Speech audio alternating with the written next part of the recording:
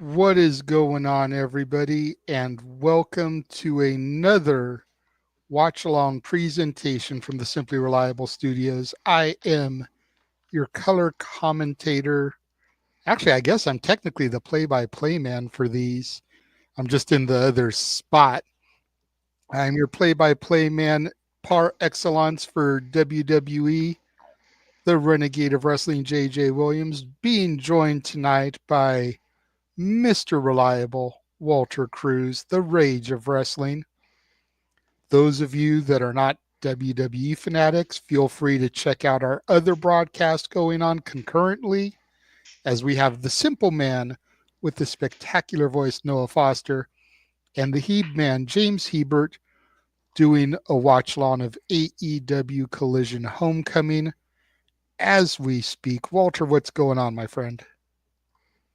Nothing much, but how's it going? I'm looking forward to actually both shows. Believe it or not, there's a couple of things I wish I didn't have to miss on Collision, but thank goodness for DVRs. Right? Probably end up watching Collision back when I get home from work tomorrow because I got an earlier shift. I got to be there at noon. So Oh yeah. either tomorrow or Monday before Raw, I'll probably run it back because I definitely want to see that fatal four-way to see who's going to lose to Mercedes Moné on Wednesday night. Mm-hmm. It's a damn shame, right? For real. It's like there's four fantastic women in that match, all of whom deserve to be champion. But you know that whoever wins ain't going to beat Mercedes, so does it really matter? Nope. It's almost like watching two gazelles like fight over who's gonna be the lion's prey, basically. Mm-hmm. But enough about AEW. I'm sure Noah and James are covering all of that over on the other stream. We are here tonight for Saturday night's main event on NBC on the Peacock app. And for those of you at home, I am using the Peacock app. I'm pretty sure Walter is using the Peacock app. So feel free to join us on either platform for that. But we got 4 solid matches tonight. I will agree with Bossman Aaron Rift. Most everything seems pretty predictable here tonight, pretty cut and dry. But there is one match that I feel could truly go either way. So we'll talk about that one first and give it the most time to really discuss it. And that's the Intercontinental Championship match. I had As it set up. Braun I had a Breaker feeling. looks to defend against Sheamus. And of course, Sheamus is out for the Grand Slam. The Intercontinental Championship is still the only title he needs to complete the Grand Slam. But Braun Breaker he's really been that guy since getting moved up to the main roster. He's been a very dominant workhorse champion. And I look at it this way. I'm kind of looking at it as who would I rather see John Cena defeat to win the Intercontinental title to become Grand Slam champion? Would I rather see him beat the young upstart Braun Breaker and help make Braun Breaker in the process? Or would I rather see him beat Sheamus and go from a man who finally completed the Grand Slam to a man winning the IC title to finally complete the Grand Slam? You know, and allowing Sheamus to kind of share in that moment with John since he just got that moment himself. You know what I mean? And both guys who've been with the company for a long period of time, you know, kind of complete the Grand Slam back to back. So that's the way I'm kind of looking at this. Like, I see Matthew's point about them holding off till Mania. I would rather see Cena win the IC title at Mania. I've said this on a few different streams that I feel like if John Cena walks into WrestleMania and wins a world championship for number 17, I feel that's too soon when he's gone 2,000 something days without a singles win. It's like, so he's going to just waltz right into the Rumble or to the Chamber and write his ticket to WrestleMania number 17. That makes no sense. I'm not saying he has to lose every match, but the Rumble, there's that aura of unpredictability. You can see how he would lose the Rumble because there's 29 other guys. You know what I mean? Same with the Chamber. You can see how Cena would lose the Chamber. There's 5 other dudes. They know Cena's going to be a threat. So you trying to get rid of your biggest threat first and foremost. So you have Cena win the IC title, and this is the pitch I laid out to a bunch of other people. You have Cena win the IC title at WrestleMania. You have him start doing the open challenges like he did with the US title, helping to make some younger talent even in defeat by putting on banners with him, because we know Cena can work. 5 moves of doom notwithstanding, we know Cena can put on good matches. Look at his matches with Angle. Look at his matches with Michaels. Look at his matches with Brock. We know he can put on banners.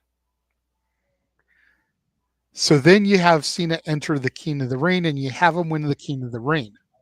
He's never won King of the Ring. He's won the Rumble. He's won the Chamber. He's been Mr. Money in the Bank. He's never won King of the Ring. King of the Ring gets a title shot at SummerSlam.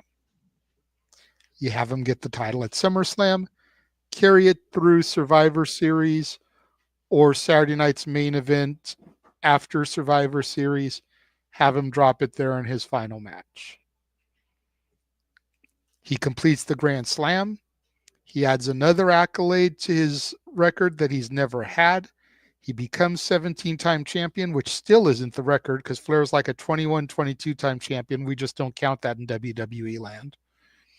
And he gets over young talent with the open challenges. All things to help Cena. And you can even have him turn heel when he wins the title at SummerSlam, because if he's going over all these people in the King of the Ring, he's going over guys like Mello, like Braun, guys that really he should be helping to put over. He's, in the fans' eyes, squashing and burying the young upstart talent, which will turn the crowd against him. So when he does win the championship, fans can boom out the building, and then you get that Cena heel run that we wanted in 2011, 2012, that Cena wanted to give us. We get a little back end heel run from him before he leaves. And that song finally sees the light of day because he kept mentioning that he recorded a whole song ready to go. And it's like, damn, now that's never going to be seen the light of day. He even said he changed his gear or something. He had gear ready to go, all that. I would love to see like what his idea of the heel version of himself was. Mm-hmm. But yeah, I agree. Getting back to the IC title, it's like, I wouldn't mind seeing Sheamus do it here.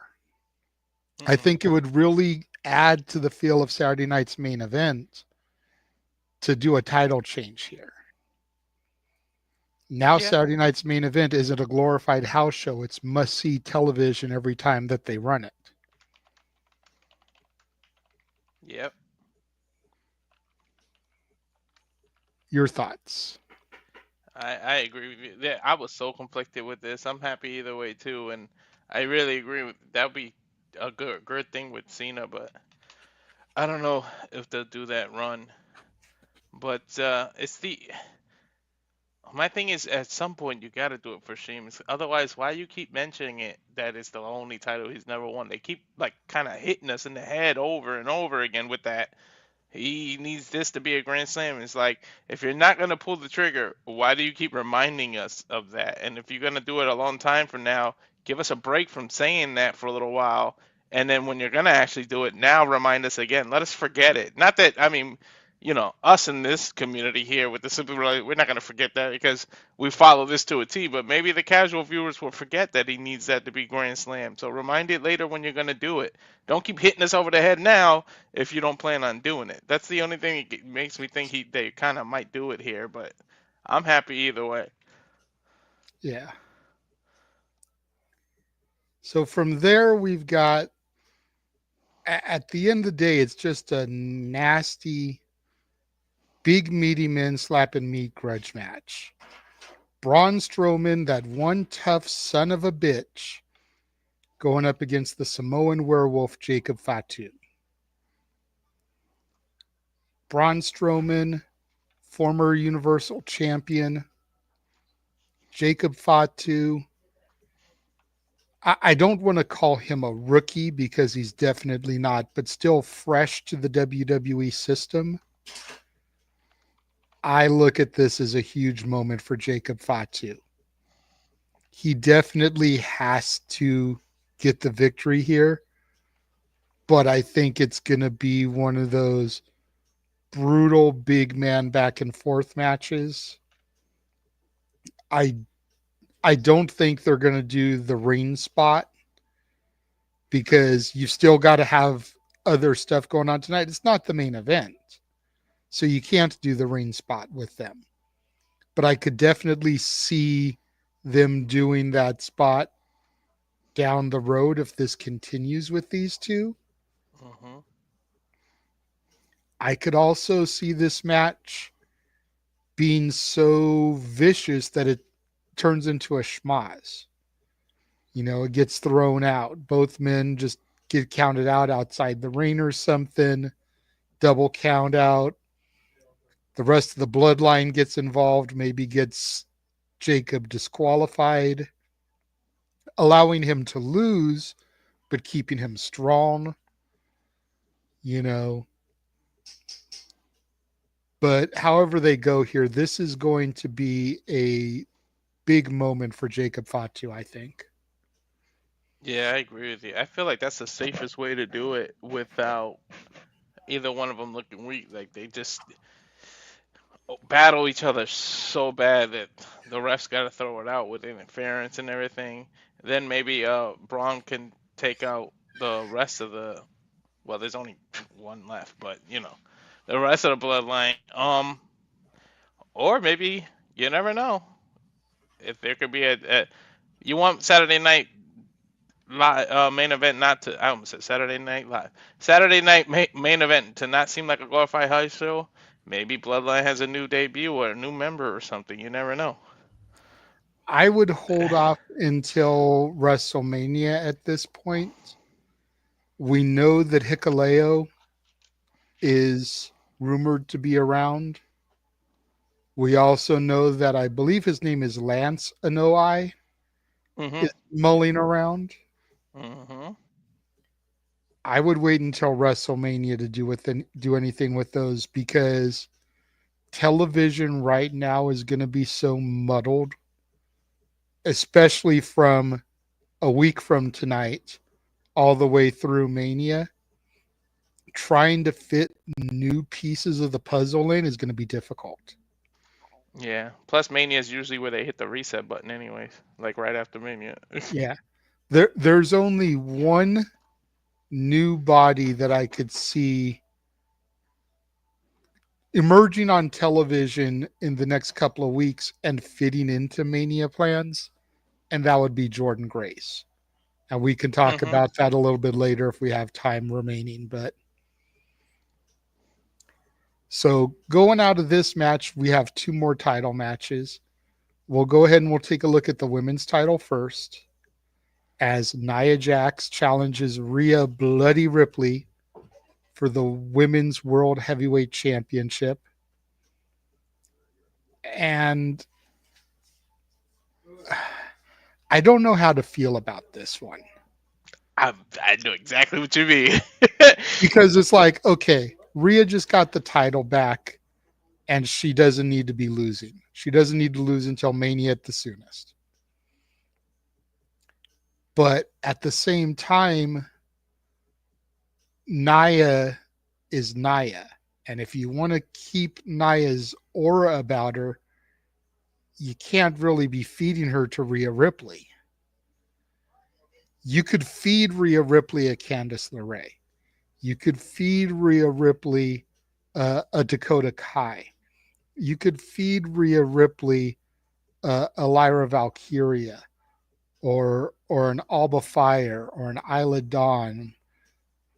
But feeding her a Nia Jax, I just don't think is right. And I know there's a lot of Nia haters watching us, and that's cool. You can be a Nia hater. But when you are the size of Nia, you are not a talent that gets fed to somebody. You're a talent that gobbles people up. The only reason I could think of that they're doing this is because they want to show, since Rhea just got out of this feud with Liv, who, if we're being real, Rhea Ripley should be using Liv Morgan to pick the crap out of her teeth. She's such a fucking toothpick.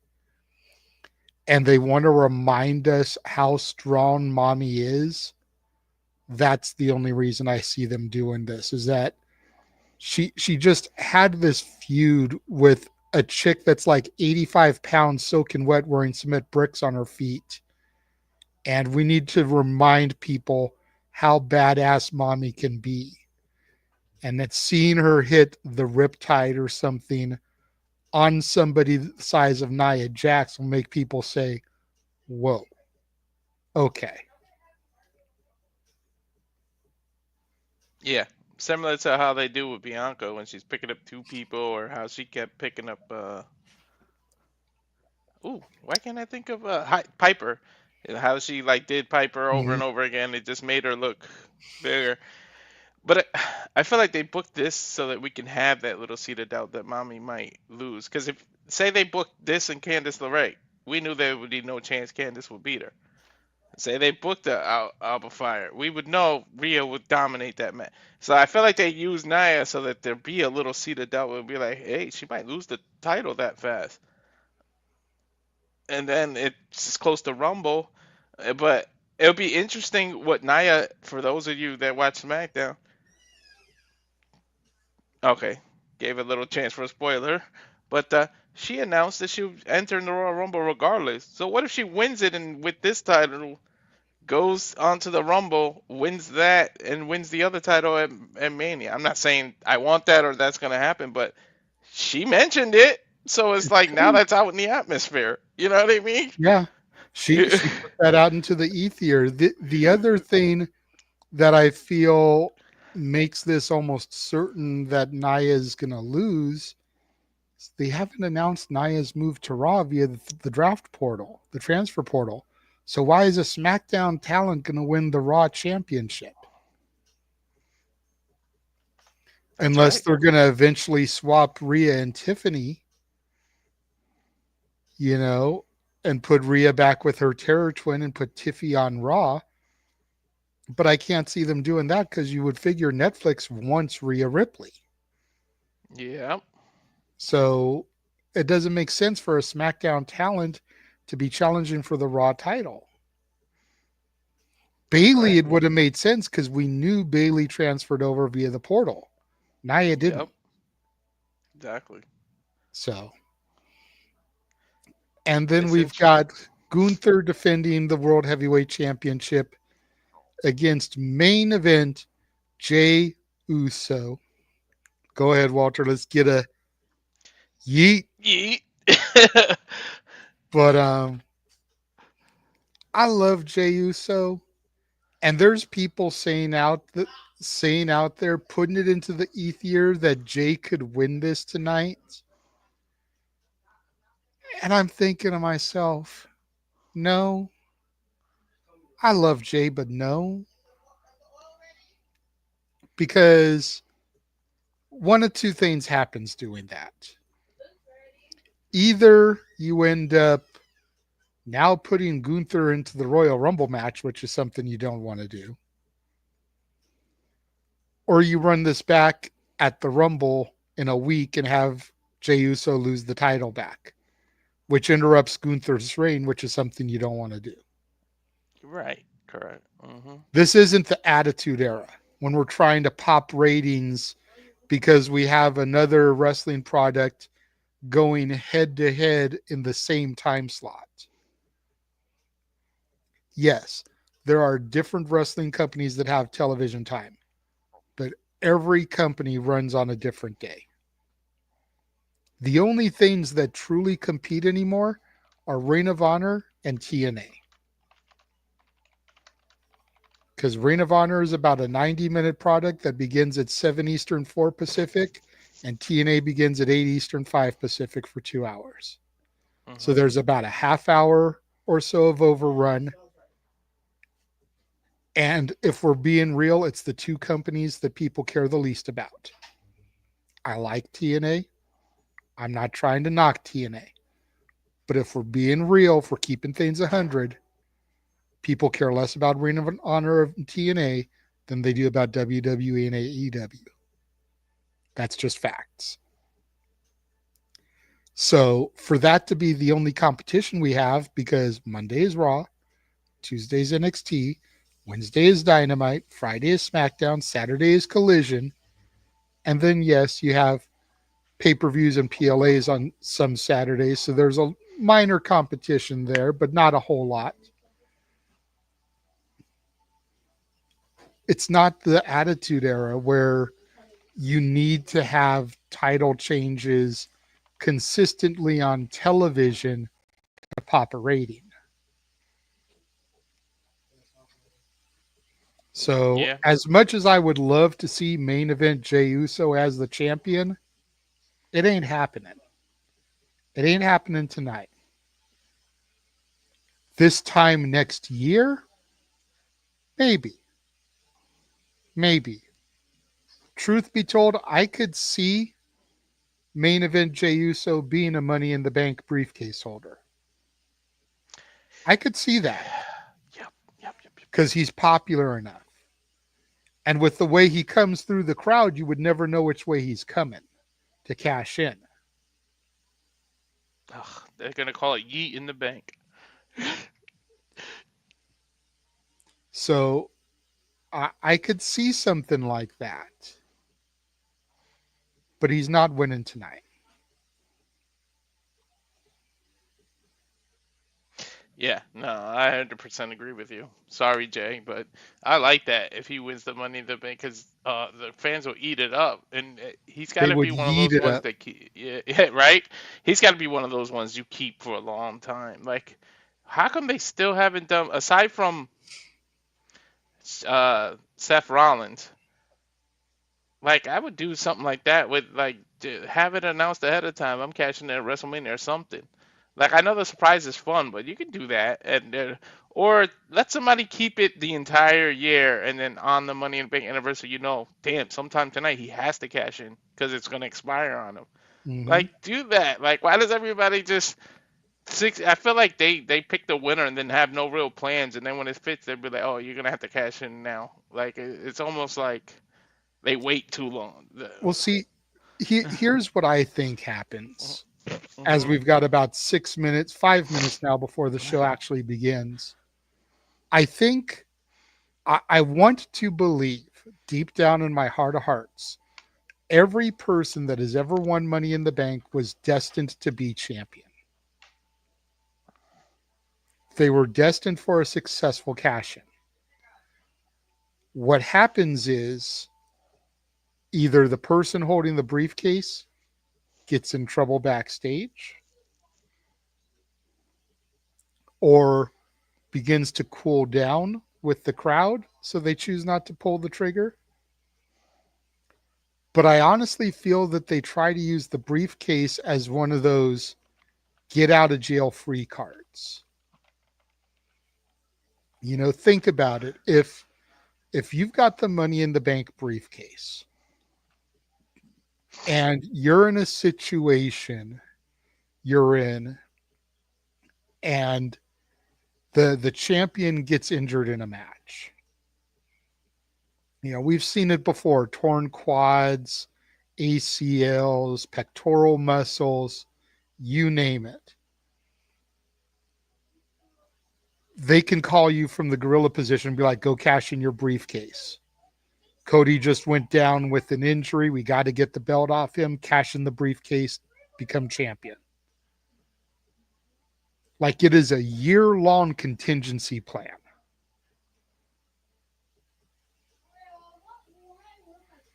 That makes a hell of a lot of sense, right? But Yeah. you also don't want to hold it too long because you don't want the person that has the briefcase to cool down. Yeah, I think that's what happened with like Otis. Hmm. You know, he was the briefcase holder, had the thing going with Mandy Rose. Shit started to cool down off him, ended up transferring the briefcase to the Miz. You don't want to get in trouble backstage like Kennedy did, Yep. you know? And you also don't want to cash in too quickly. The same night cash ins, I think, are kind of crazy. The only one that Unless really worked. something were to happen in that main event where somebody gets hurt. And you're like, well shit, they just got the briefcase, so let's execute the contingency plan. That's true. The only one that really worked to me was Kane because it just kind of made sense. Yeah. Yeah. Yeah. But like going back to your point, something I would like to see happen because it's never happened before would be for whoever wins the briefcase this year to hold it until Money in the Bank next year. Actually hold it for that entire year span. And then let the commentators, I'm hearing myself on your end. Let the commentators hype up the fact that it's the final night of the contract. If so and so doesn't cash it in, they lose the ability to redeem it. And so they come out and they cash it in after the main event, become champion, and then just to fuck them over and start a new program, the person who won the briefcase that night cashes in on the guy that held the briefcase for a year and just became champion.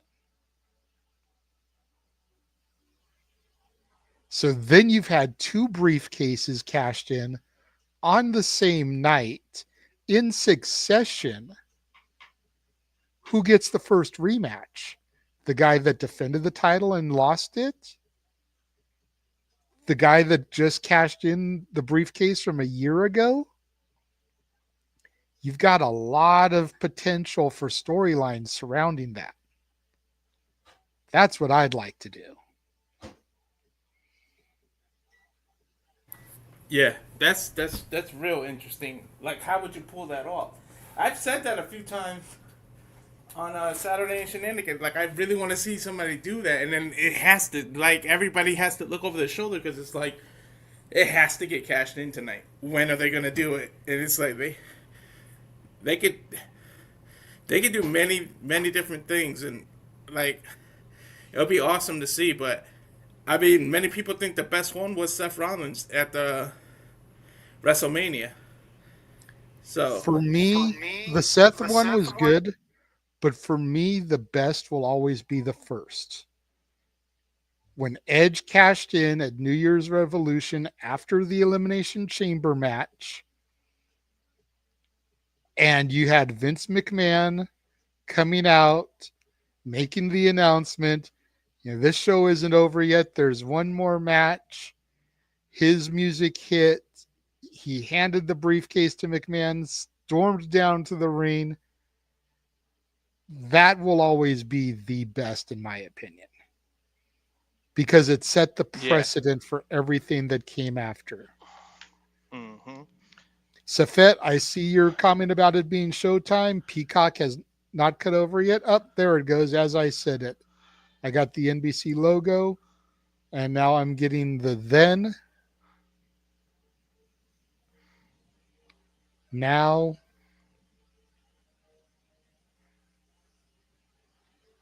forever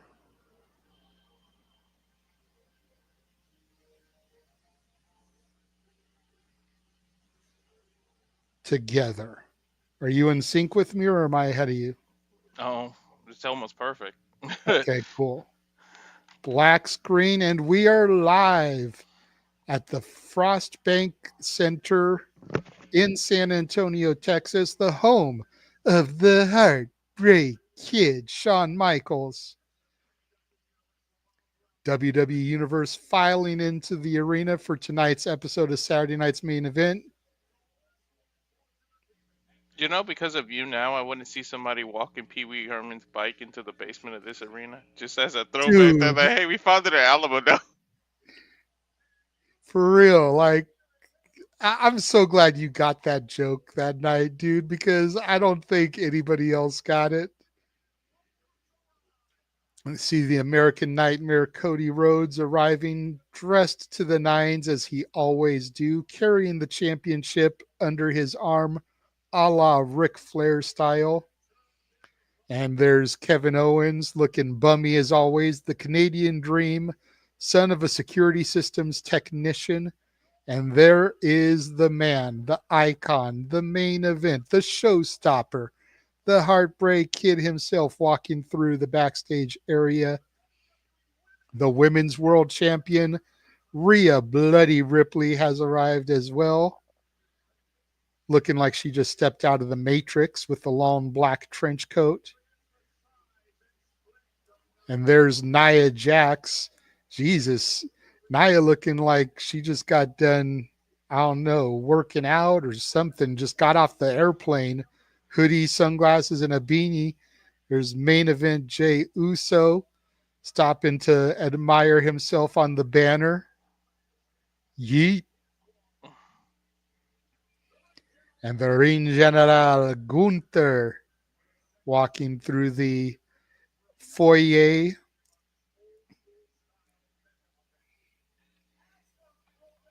Ooh, that's a nice car.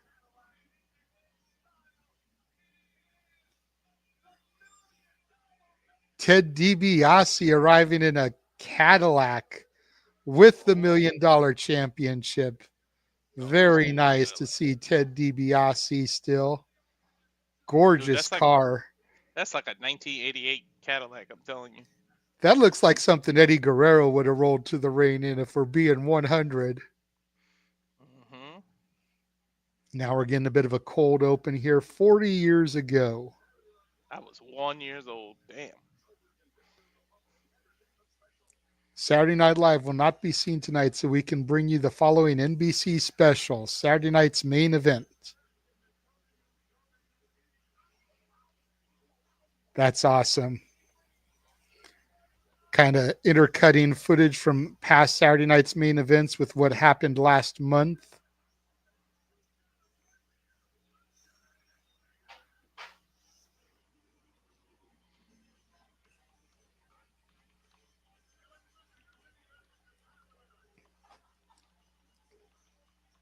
Showing footage of all the superstars we'll be seeing here this evening. Cody Rhodes, Braun Strowman, Nia Jax, Jey Uso, Sheamus, Jacob Fatu, Gunther.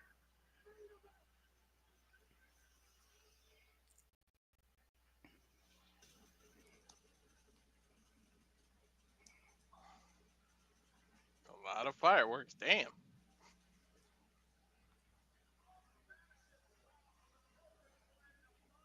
What do you think about that opening there, Walter?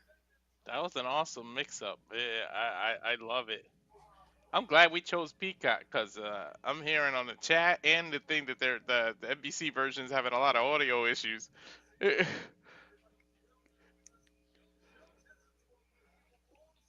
Joe There he Tess is, alongside JJ. Jesse the Body Ventura, the WWE Hall of Famer. Throwback. I think him and McMahon were underrated as commentators. People don't I appreciate agree. it enough. I agree. Jesse Ventura is wearing a Public Enemy baseball cap. Love it. For real. Like, But can Jesse name any Public Enemy songs? Like, that's always been a pet peeve of mine. Like, don't wear the merch if you can't rep the group. Mm-hmm.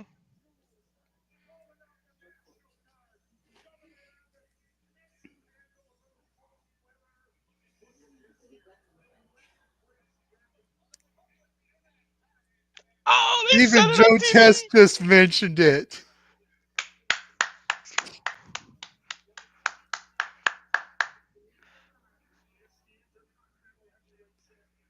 But if you think about it, in the realm of professional wrestling, Jesse Ventura has always been a public enemy. He really He's has. always been a heel. He's always been hated. And True indeed. especially when it comes to like him and Hogan, although that's probably changed here recently with Hogan's antics, but we're not going to go down that road tonight. Mm-hmm. We might mention it briefly on the shenanigans because Hogan is rumored to not be here this evening. Supposedly, it was put out by him and his people that he had family things that he had to take care of. A lot of speculation, people saying that it's because of the reaction that he got at the Raw on Netflix premiere. I'm actually willing to give Hogan the pass this time because if you've been following social media, his daughter Brooke gave birth to twins 10 days ago. So, family things to take care of could be him just being a grandpa to his baby girl who gave birth for the first time. You If know, rumors I'm are just saying. if rumors are to be believed and grain of salt, they're saying that his son Nick is getting married today. See, that could be too. I Uh, hadn't heard that one, but yeah. as we've been discussing Hogan, and we get Pat McAfee and Cole on commentary here. Thank you for bringing the graphic up. We're kicking things off tonight with women's championship action as Nia Jax has made her way to the ring. The irresistible force.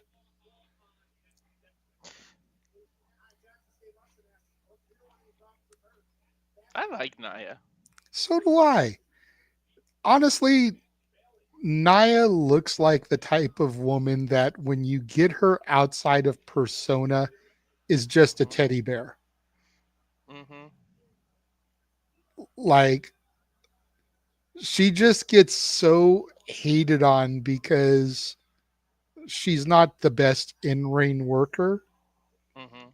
Even as much as she's improved since her last run, she's still not great when you compare her to Bianca, Rhea, Becky, you know, those caliber of women, Naomi. But Yeah. she's Mhm. she's still she's doing things in the ring that none of us can do. Even those of us that have wrestled before can't do. Mhm. Let's give her a little bit of a break. Exactly. Just going out there in what she's wearing is something a lot of us wouldn't do Nope. because we, like she does, would get body shamed for it. Mhm. You know, I have So my much, mamacitas with. I was going to say, so much props for her just for going out there and the stuff that she wrestles in. Yeah, Yep. she's not as half naked as Rhea Ripley is, but Mhm. still, like, there's times when Nia wears like purple or blue, and people Mhm. want to be like, damn, she looks like a fucking grape. Mhm. So mad love for Lena, the woman behind Nia. Exactly. We make jokes about my mamacita. Naya's my little crush. Like I kind of got a crush on on her. Wrestling. Seriously, she may be unconventional in her look, but she is still a beautiful woman. Mhm. As Mommy has now made her way to the ring, another one who is unconventional in her look, if you want to get right down to it.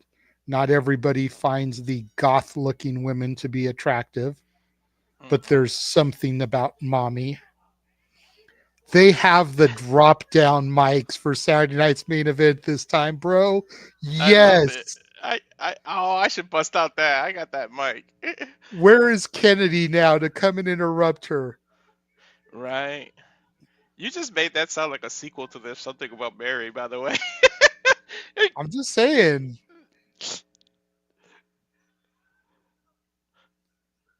Oh, brutal headbutt from Nia Jax to start things off.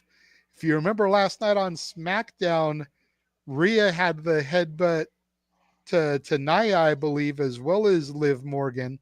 Nia comes charging into the corner. Rhea sidesteps. Drop kick from Rhea Ripley sends Nia into the corner. Rhea follows it up with a clothesline and some forearm shots. I love the referee outfit, by the way. Yep.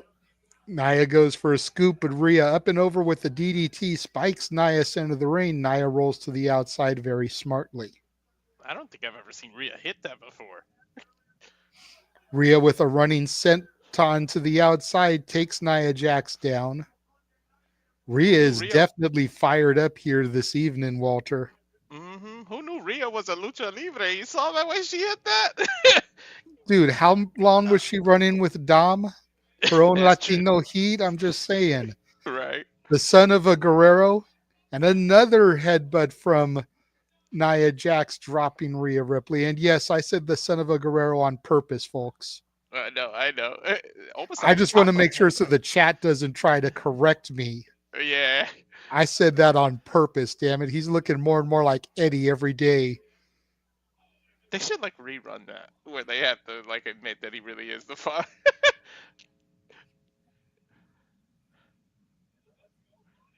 Do a Maury Povich type of segment. Mm-hmm.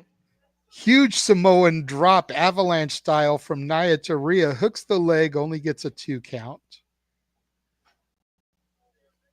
Devastating Samoan drop from the second rope. Look at it again here, Walter, as we go to commercial. Fuck television. Nice that was a real nice looking one. Oh God, I forgot it's a TV special, so technically you're gonna put out commercials. Yeah. Yeah, if you have that logo in the thing, you can put the fuck television up for a commercial. But yep. It's in the middle of a match.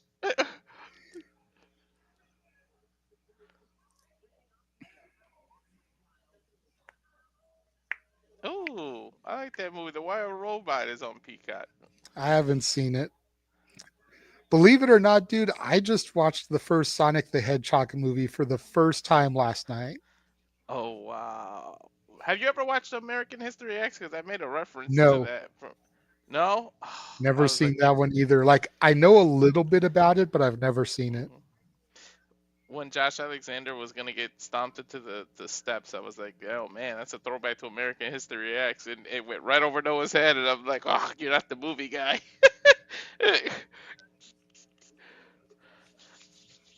But great action so far as we are here on full commercials, so we don't even get restaurant quality picture-in-picture to be able to call the action, folks. Like I said, Rhea Ripley came out, guns blazing to start things off. Lots of energy. Nia Jax asserting her dominance and using her size and strength to her benefit. So far, I'd call this a pretty even matchup. No real evident botches or anything. I love that the throwback that Nia is doing the headbutt back, because we know it's an unwritten rule. Don't headbutt a Samoan. And now she's the one doing it to Rhea after yesterday. Yep. Well, Rhea's made use of that headbutt, the Glasgow kiss, as Drew McIntyre calls it. Mm-hmm. She's been using that pretty prominently here the last year or so for herself, especially against the smaller Liv Morgan. But like, thou shalt not steal, thou shalt not kill, thou shalt not fuck with the Dudley Boys, thou shalt not try to headbutt a Samoan. Exactly. Like, it's just one of the rules. You know what I'm saying? Exactly. Nia, take that headbutt. Just like, what? Here's how you really headbutt.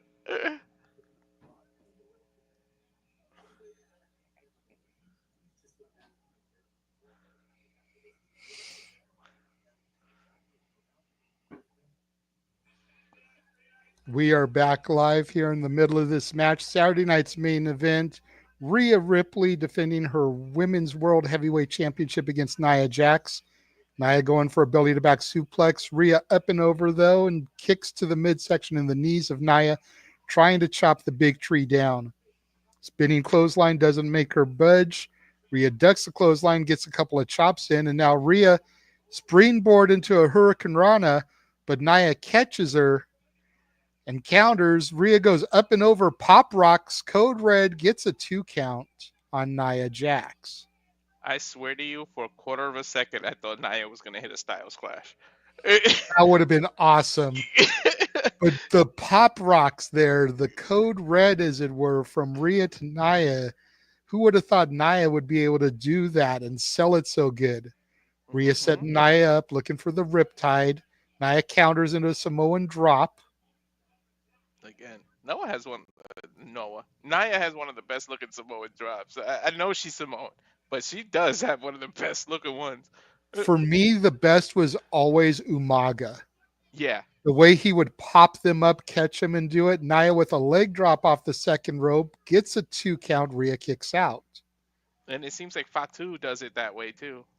He tries to, but nobody is as crisp as Umaga was. Umanga. That man can move for his size, man.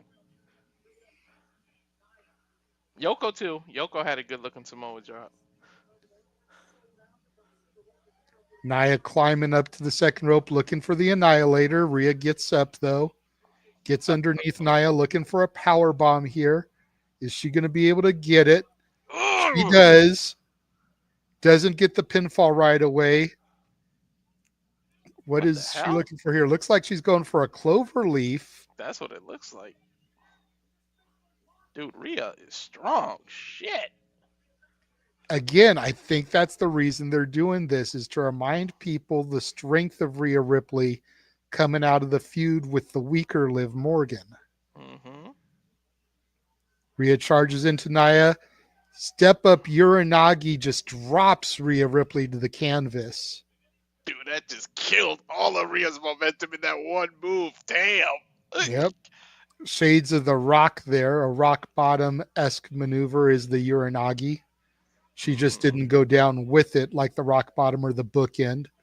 Mounts the ropes again, looking for the Annihilator. Rhea back to her feet, pushes Nia off, sends her over the top rope. And if this was the Rumble, Nia would be eliminated. But it is not the Royal Rumble. That is next Saturday. Nia outside the ring. Rhea climbing up to the top rope here. Springboard cross body press. Takes Nia down on the outside, but cannot defeat Nia on the outside. Well, you can via count out. You just can't. Nia can't win the title on the outside. Exactly. I don't know why. I really thought Nia was going to catch her right there, like, and not let her do it. Both women back in the ring. Rhea again looking for the riptide. Has Nia set, but Nia shifts her body weight, gets a pinfall attempt, and only a 1 count. Ooh, just face planted her. Nia again ascending, hits the Annihilator on the back of Rhea Ripley. That should do it, but Nia looking a little bit egocentric here. Goes up for another one. Rhea grabs the ankle, denying Nia Jax of another Annihilator. Nia gets back up, gets to the middle rope. Taking too long to pose. Rhea back to her feet, gets underneath Nia. Oh, what is she going to do? What is she going to do? Electric chair drops Nia. But what damage did that do for Rhea after just getting crushed to the small of the back by the Annihilator? Rhea you hurt can her see how it's taking Rhea a little too much time to get up. Yeah, Rhea definitely hurt her own back doing that. Rhea trying to use the ring ropes to get to her feet. Nia back up to a vertical base. Rhea still attempting to get there. Nia charges in for a splash, misses. Rhea with a spinning kick. Sets up for the riptide again. This time she connects with it. High stack for the pin. Gets the 1, gets the 2, gets the 3. Rhea Ripley retains the title. Nia's cockiness cost her. She had it. Yep. Nia really had it, and she got cocky, man. Look at Rhea's expression. She knows she barely slid by on that one.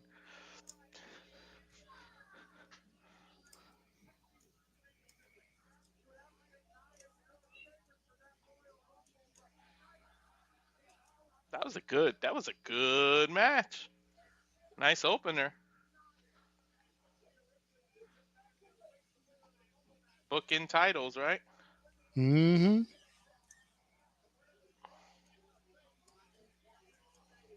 I'm waiting. It's like I'm thinking somebody's music is gonna hit, but I guess not.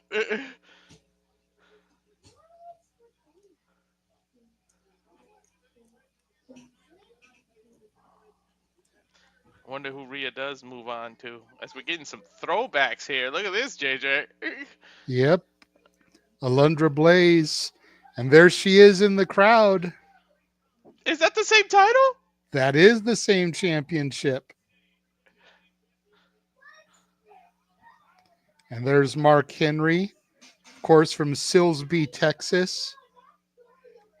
And there's the world's strongest man in the crowd himself. Where's his son? Didn't his son get signed? Start showing his son on camera so that we get familiar with him again. Always good to see the world's strongest man and Mark and Alundra Blaze in the house. And ladies and gentlemen, we move from one brutal bash brawl to another one as it is fight night here on Saturday night's main event. Here comes the challenger for the Intercontinental Championship, Sheamus. Damn, they're not messing around. They jump right into the next match.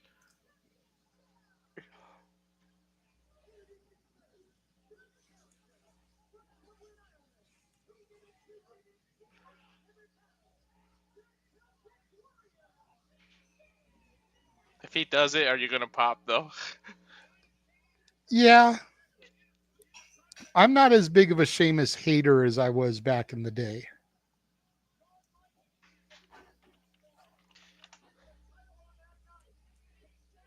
I don't think I've ever been a hater. I just didn't like the way he won the title the first time. It just looked like it wasn't supposed to happen. See, and that's part of why I was a hater, is because I felt like the only reason he was getting championships was because he was Triple H's workout buddy. And Triple Yeah. H was the son-in-law. So Mhm. he had the stroke. And it's like, there's people that deserved championships that were overlooked. And Sheamus was here getting championships, defeating Bryan Danielson in 30 seconds at WrestleMania. Like, nah, motherfucker, you ain't that damn good. Stop kissing Triple H's ass and, get in there and put the work in. Yeah, true.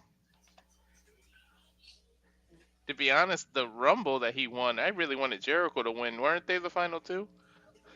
I think so, yeah. Yeah.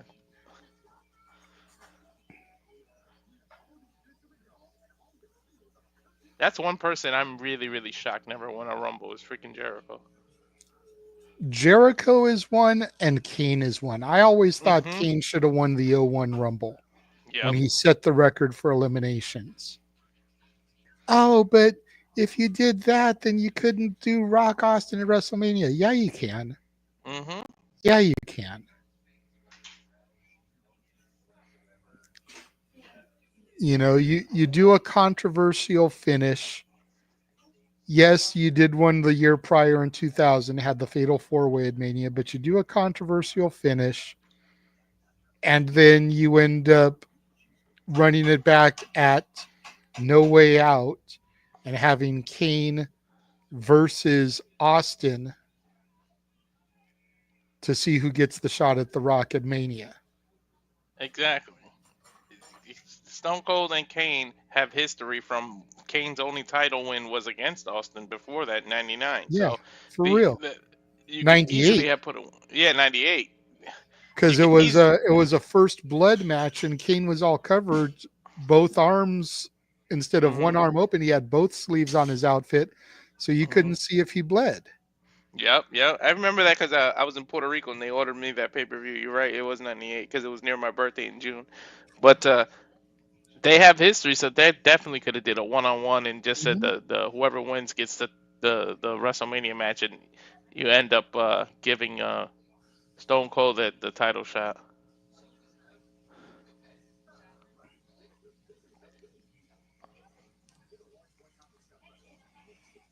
That was a good match, though, to start the show off. I thought Rhea and Nia had good chemistry together.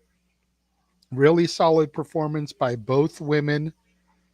No botches that I could really notice. Hmm. People, I've said it before, I'll say it again, I'll say it until I die. People need to get off the Nia hate. I've She may always not be the performer. I didn't see her during the first run. I will reiterate that, but she's definitely not as bad as people say that she was then. She has improved. People need to give her the due she deserves. I'm glad I got you now because I was the only one, like that part of us with no DQ and everybody that was defending Nia, and I was getting ridiculed out the ass. I've always been a Nia lover before this extra run and everything, and everybody would always jump down my throat from Virtue to Aaron to everybody. And I was like, Nia's not as bad as you guys are making it out to be. Mhm. Like, again, we said it at the outset of the match. I get that Nia is not as aesthetically pleasant to the eye as the rest of the WWE women's roster. That doesn't make her bad. That doesn't make her ugly. That doesn't make her a horrible performer.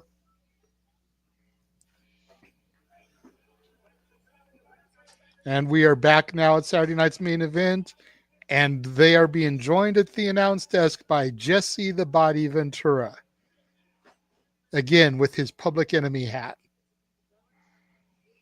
I'm begging Jesse, just tell me a couple of Public Enemy songs, seriously. Right? And there's Gabriel Iglesias. Fluffy is in the house. Fluffy loves wrestling, man. Yep. That and VW buses. I think I mentioned when we did the Raw Netflix premiere, I actually met Fluffy outside of the San Diego Sports Arena for a Raw, I think it was, a Raw or a SmackDown. Hmm. Yeah, I remember you mentioning that. He's actually coming here. He's coming to Bridgeport sometime this summer. Maybe I should go see him. Yeah, to go see him, man. See if you can Yeah. get backstage, talk to him, Yeah. get an interview with Fluffy for your channel. Mm-hmm. The dogs are barking. Here's a man that's got superstar written all over. They use that superstar moniker for everyone. This is a man that really has it written all over him, man. Absolutely, man. The Baja Men asked who let the dogs out. I think Braun Breaker did. And I'm not Yeah, going to right? stop him from doing it again. Mm. I like the way the ring looks with his entrance.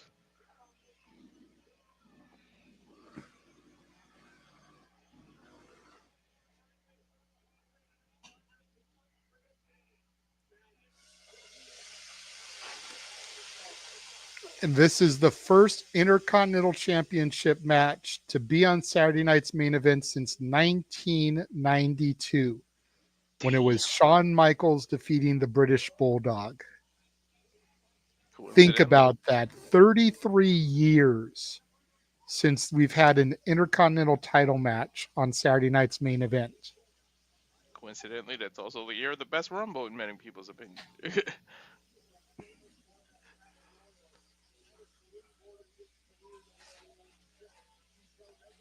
And that just leads more credentials to the fact of what if Sheamus wins here?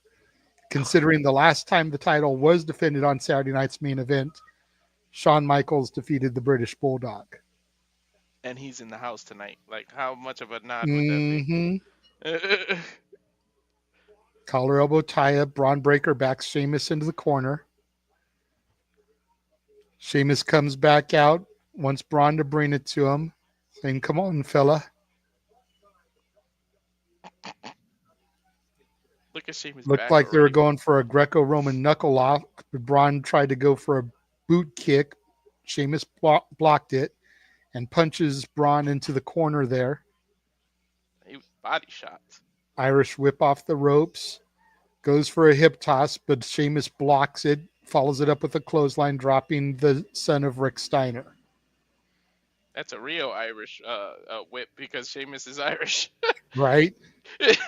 See, when Sheamus does it, it's just called a whip. Yeah. Floater suplex from Braun takes Sheamus up and over. You can see Sheamus already feeling it, grabbing his back. You can see the discoloration there on his shoulder blade, where he's a little bit redder from hitting the ropes. Braun Breaker bouncing off the ropes, gaining speed. Brutal clothesline sends Sheamus to the outside. Dude, that speed is ridiculous. Especially for a guy of his size. I think they say that he gets to like 22 miles an hour. Yeah, that's crazy. That's like Usain Bolt. Braun stalking, gaining some speed. Charges Sheamus, but Sheamus catches him. Throws him over to the timekeeper's area. Face first into the chair. And Sheamus begins to high-five some fans. Sheamus is all amped up. Gotta be going against somebody the caliber of Braun Breaker. Yeah. Yeah, I like that since they started doing the title stays on the podium when there's a title match. I like that they did that. Same. It makes it seem more prestigious. Yeah. Sheamus with a clothesline off the top rope, hooks the far leg, gets a 1 count only. Jeez, he barely got a 1 count. Damn, Braun Breaker was like, nope.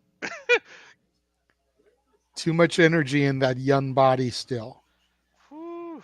Sheamus setting Braun up. Looks like he's going for the 10 beats.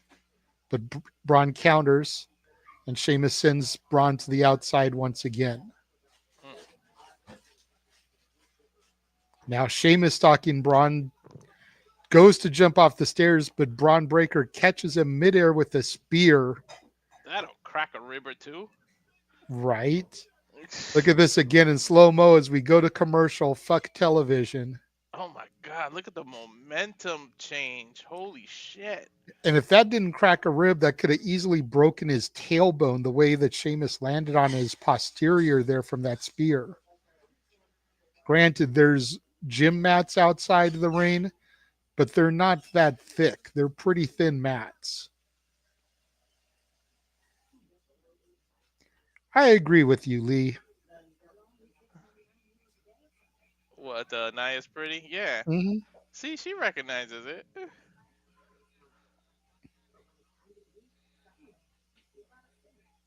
Oh, look, a Matthew McConaughey. I don't know if you got it, but a Matthew McConaughey commercial after yesterday.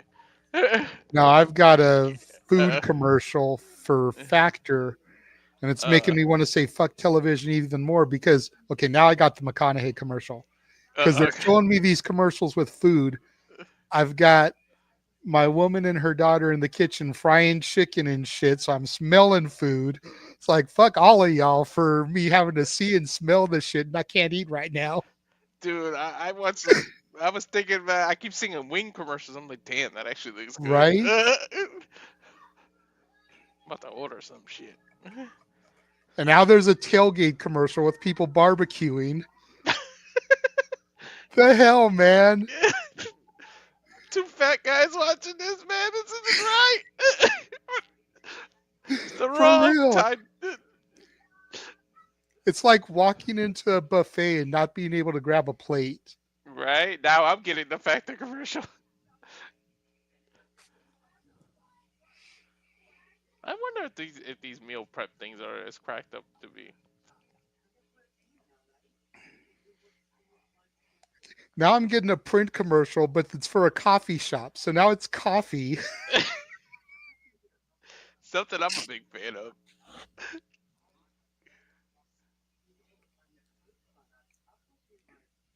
God damn it. I'm getting... Peacock is trying to get us back because we're saying fuck television. Yeah, I'm getting that David, what's his name? The soccer player. Why can't I think of his name? But that's the commercial, the Stella Artois commercial. All right, now I'm getting a dentist commercial. Okay. All right. No food now. Good. Super Bowl. I'm getting a dentist commercial from the hockey. Is it the Yeah, hockey yeah. one? Yeah, I just got that now. See, so it looks like we're getting the same commercials, just a little bit in different sequences. Yeah. Now I'm getting a Stella Artois commercial, so now I'm getting beer. Yeah, that's the one, right, with David? I'm not sure. It's I don't gonna know be who David is. the football, soccer player. But it's about the Super Bowl. Watch at the end, it's gonna show the Super Bowl. Oh, Now I'm getting that company and coffee commercial. It's the same. Yeah, it's just out of order. okay. Yeah, I saw the Who Is Other David Super Bowl. Yeah. Speaking of the Super Bowl, for those of you guys watching, if you guys tune into the Simply Reliable Studios tomorrow, both my channel, Casa D18 Studios, and Rage of Wrestling, Statboy will be doing a watch along for both the NFC and AFC championship games to see who will go to the Super Bowl on February 9th. So make sure you tune into Statboy doing that as we are back. And Braun Breaker still seems to be dominating Sheamus here in this matchup. And just to add to that as a bonus, people, if we get Joe Henry in the Rumble, guess who's got to watch football? Yep. Noah Foster. Braun sets Sheamus up on his shoulders. Pair of gut busters back to back. Braun hooks the leg for a pinfall, gets a 2 count. Sheamus kicks out. Taking a look at another view of that spear that we saw before the commercial break. It's like a fourth look or whatever it was, but damn, that move is beautiful. Of course, the Royal Rumble next Saturday, 1 week from tonight, as the Simply Reliable Studios will be covering that. Make sure you tune in on Thursday night, 10:30 Pacific, 7:30 Eastern, as we simply predict the Rumble. Or you can go to NoDQ.com's YouTube channel at 8 p.m. Eastern, 5 Pacific, Thursday night, as they predict the Royal Rumble. And then following our broadcasts this evening at 11 p.m. Pacific, 11 p.m. Eastern, 8 p.m. Pacific, Saturday Shenanigans will be fantasy drafting our very own Royal Rumble matchups. No DQ does the year-end awards. This year, we're going to do the first ever Simply Reliable Studios Royal Rumble, and it may become a yearly tradition. Sheamus has Braun set up for the 10 beats. 4, 5, 6, 7, 8, 9, 10, 11, 12, 13, 14, 15, 16.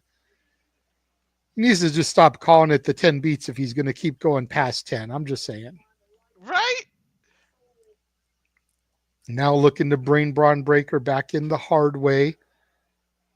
Looks for the Celtic Cross, the Razor's Edge. Connects with it. Can he capitalize and get the pinfall, though? Hooks the leg. 1, 2. Braun kicks out. About a 2.5 count there. Look again at the Celtic Cross. Boom. That's a beautiful move. Braun taking some time to get to his feet there. Sheamus needs to stay on top of it. You cannot allow someone like Braun Breaker to get his bearings back. When you have him rock like that, you've got to stay on top of him, stay dominant. See what happened. Sheamus waited too long. Braun got his breath, shoved Sheamus into the ring post. Nice gorilla press slam, gets a 2 count from Breaker to Sheamus. I was going to say exactly to your point. Look how Braun reversed it. It was like right when you said it, too. Because Sheamus took too long. If he had stayed on top, I would have gone to some ground and pound before getting up and trying to do something else. Breaker tries to charge in at Sheamus. Sheamus with the drop kick pushes Breaker back. Sheamus skins the cat to get to the top rope, but Breaker scales it, top rope Frankensteiner, and the straps are down. Braun is ready. Let's not forget this how could be it. His father and the uncle used to love using Frankensteiner. Brogue kick is as Braun was coming in for the spear, but Braun Breaker way too close to the ropes. Sheamus hooks the leg, gets 2, and Braun puts his foot on the bottom rope. Come on, Stevie Wonder saw that coming. He was way too close to the ropes. Right? Hell, I'd go as far as to say Ray Charles saw it coming. Same joke, both blind men, but Ray's dead. Right. He still saw it coming. That could have been it for Sheamus. You would think someone with the veteran experience as Sheamus would have made sure to roll Braun away from the rope, so that could not have happened. Or at least hook the opposite leg. Sheamus taunting to the crowd, pounding his chest for the brogue kick, trying to set up again. Goes for it, but he stops. Ribs gave out. Pump kick from Sheamus. Goes for it again. Misses. Spear from Braun. Collapses onto Sheamus. 1, 2, 3. Braun breaker retains. Man, it's that spear from earlier off the stairs. It's like Sheamus's ribs haven't been the same since. Mm-hmm. And again, if Sheamus had just used his veteran experience to get Braun away from the rope before pinning him, he could very well be the new Intercontinental Champion.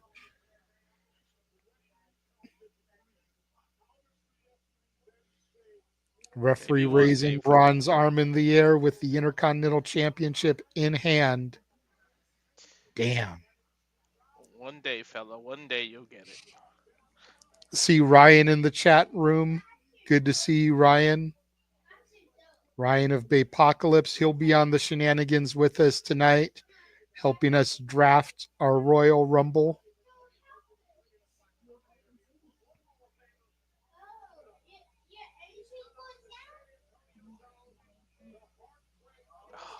Look at that throwback of Shawn Michaels. Showing some highlights of HBK, specifically his ladder match highlights. Super kick to Brett and the boyhood dream coming true at WrestleMania 12. That was his worst looking super kick when he hit Psycho Sid with it. What, the WrestleMania 12 one? No, when he hit Psycho Sid, I think it was SummerSlam. It was just because the way he caught him, because of the height difference, it was just a bad looking super kick. Here we go. We're going right into this contract signing. At least this isn't the main event segment. Mm-hmm. I don't know, man. We still got the Jacob Fatu Braun Strowman match coming. That could now be the main event. They could still go with the reign spot.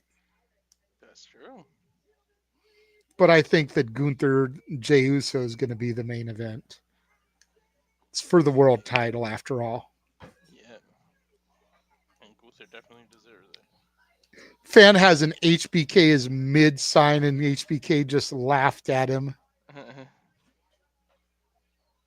Dude, the funniest sight I saw last night when they were walking through, they actually showed it, said that Solo Sikoa eats corn the long way. That was freaking hilarious.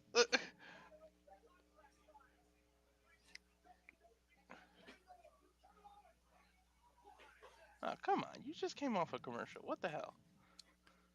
It's okay. It's okay.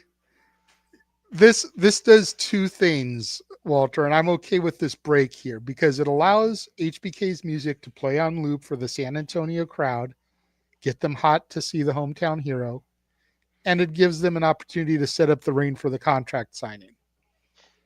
Also gives us an opportunity to show everybody what we got coming up on the channels. Yes, so why don't we play that footage? And now for a taste of things to come.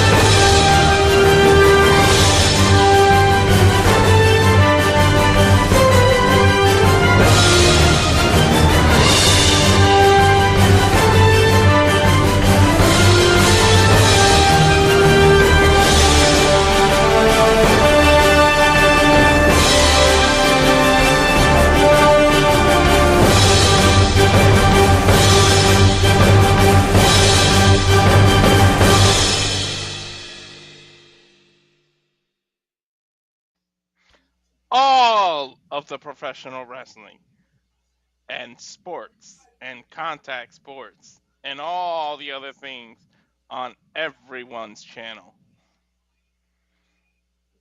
We got so many things coming up. Please subscribe to all of our channels, but not to sound greedy, but especially mine. We're trying to get it up there.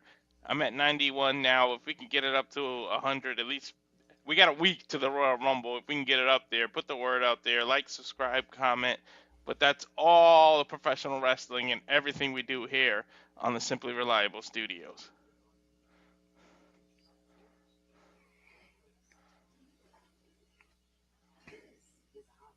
And damn it, I thought we were going to time it perfectly, but they're still on commercial. Right.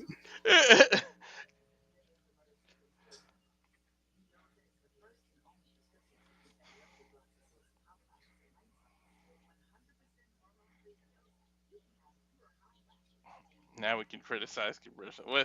Let's see what we're getting. I don't know, some kind of insulin or something. It's a diabetes medication I got. Yeah, I've got some kind of medication thing too, but there's a chick cooking food on the screen as part of it. It's like, damn it, back to the food. For Vioza.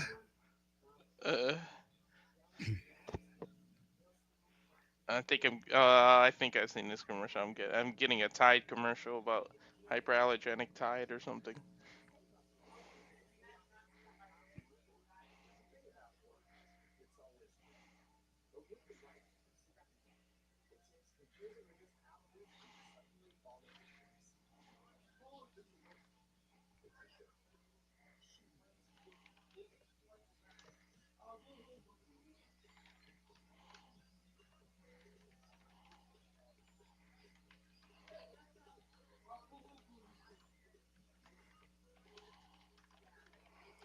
Jimmy Dean microwave biscuits. And we're back. Finally.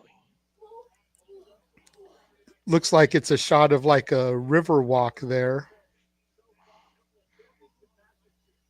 Little shopping area. I've actually never been to Texas. I've been at the airport in Dallas and Fort Worth, but it was connected to another flight, so I never got to go hang out in Texas. Yeah, kind of the same. Like I've changed planes at the airport a few times. Same airport, Dallas Fort Worth. Mm-hmm. And back in, I want to say it was 1987 or 88. My dad and I drove from California to Missouri to visit family for the summer. Mm-hmm. So we drove through Texas. Mm-hmm. I know we drove from our home in Long Beach to a city in Texas called Dalhart, Dalhart, in 24 hours. And then we spent the night and continued on the next day. But that's like the only time I've really spent the night in Texas, and we didn't do any touristy shit. Mm-hmm.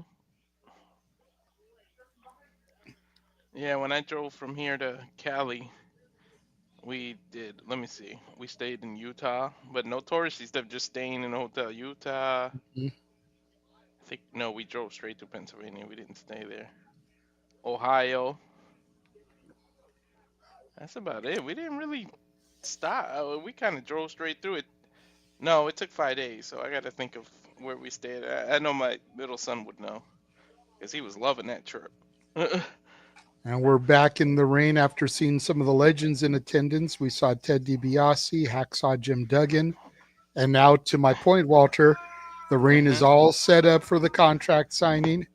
Got tables, got chairs, got a ladder on the outside. Oh, my. Look at this. Maybe I work for WWE. Look at their chair. Look at this chair. Right? It's got the same damn chair. No wonder this chair was so damn expensive.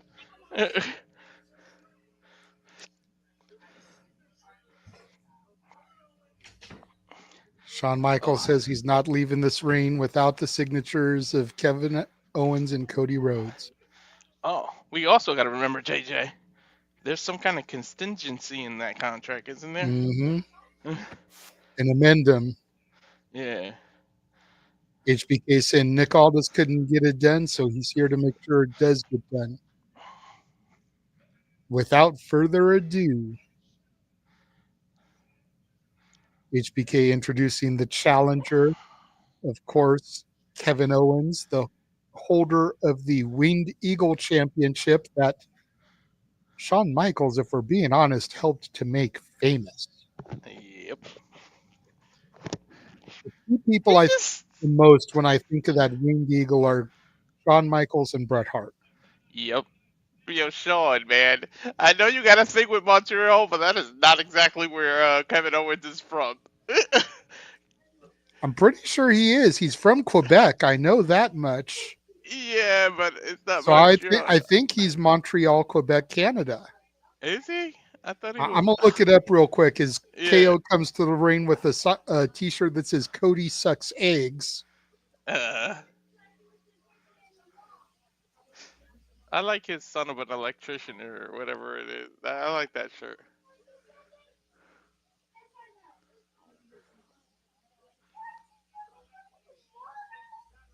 Okay, he's billed from Maryville, Quebec. Oh, okay. Yeah, because I knew it was a. I remember hearing him announced all the time. It's never Montreal. It's always You some know who other. one of the people are that helped train KO? Who? PCO. Oh. He trained by Jacques Rougeau, PCO, Terry Taylor, and somebody that doesn't have their own wiki page, Mm, Serge Jodin, Jodin, not sure. Jodoin. But Jacques Rougeau, PCO, and Terry Taylor all helped to train Kevin Owens. Nice.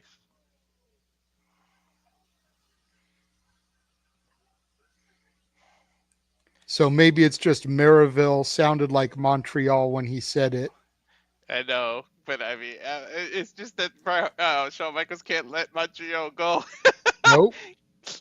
Hey, it's the one way that he knows he can get heat. Even though everything has been like made up and him and Brett are actually back to being friends again.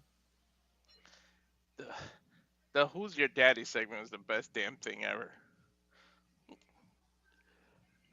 Who's your daddy, Montreal? Oh man, when Shawn went heel for that little thing with Out Hogan, the that was awesome. curtain lights go up, I'm home. Whoa. Have you ever watched the compilation of how Cody always had a whoa in his songs? Yes, it's accurate. He's had a whoa in every one of his theme songs. uh-huh. I like the tight entrance here. There's such a throwback. It's like longer entrance, but the it's the width is tight. You're Hmm. like really close. Longer but narrower. Yeah, especially with a damn 20-foot ladder in the middle of it.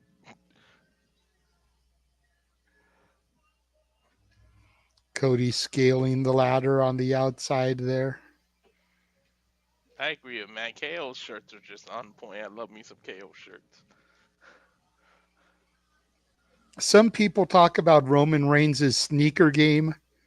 Mm-hmm. It's nothing compared to KO's t-shirt game. I'm just saying. Yeah, right?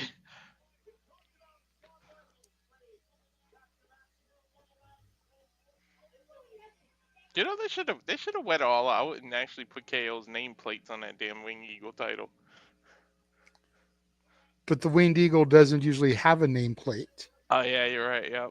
Nameplates didn't begin until the spinner title. Yep. Yep. You're right. Well, no, the undisputed championship. Because the Winged Eagle and the Big Gold didn't have them. No, not at all. And then when the IC got rebranded because the F became E, it all of a sudden had a nameplate also. Yeah. So 2002 roughly was when the nameplates began. Mm-hmm. Jeez.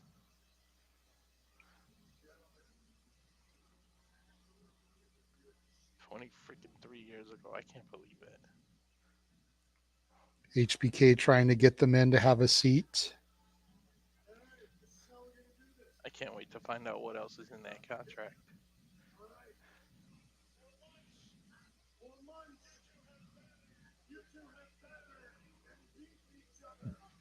HBK saying that for months they've battered and beaten each other.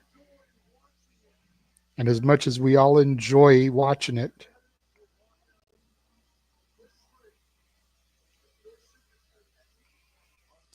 his mission is to walk out of this ring with their signatures on the contract. It needs to happen.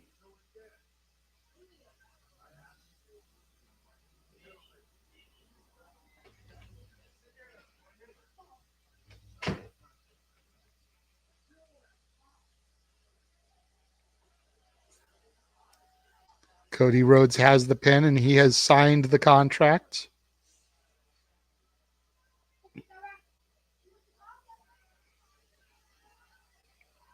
KO now has the pen.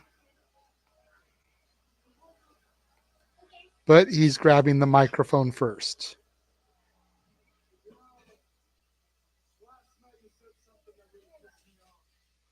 KO saying that last night Cody said something that pissed him off. Said that Kevin Owens takes the easy way out. That's a lie. He's calling him a liar.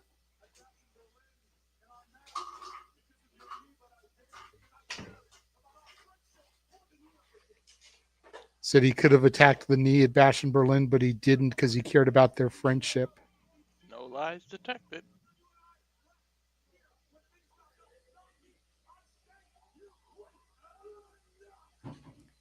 Said, you want to talk about who took the easy way out? Cody did because he quit while KO stayed there.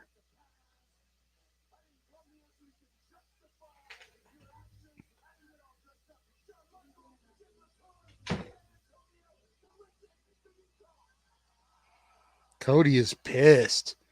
Says he's done talking about the past. He didn't get dressed up. Shawn Michaels didn't come out here just to hear him talk.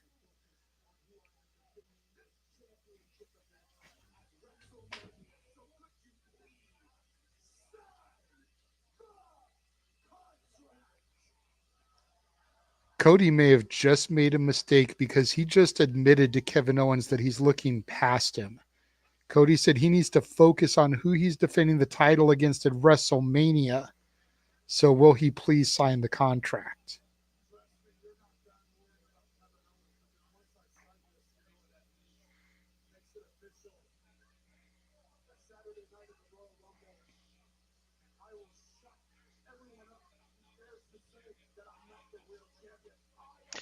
You know what I love? That people aren't looking past this, and when I say that, you're gonna realize it, right? In '92, the whole reason they had to do the Royal Rumble is because Ric Flair was claiming to be the real world's heavyweight champion, and then Hogan got stripped. And now look, how many years later, KO is having a different title saying, I'm the real world's champion, and they got to do this with Cody. Like the synergy with the 92 Royal Rumble right now is amazing. And the people don't even see the connection. And now look, he's got 2 titles. They had to do that whole story in 92.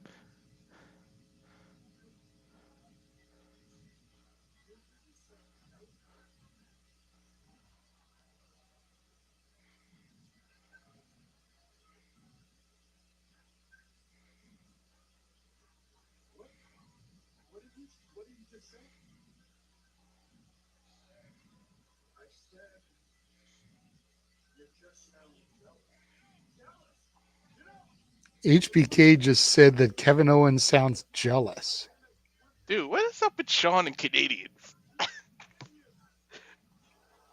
KO comparing Shawn to Cody, saying when things got tough for him, he quit too.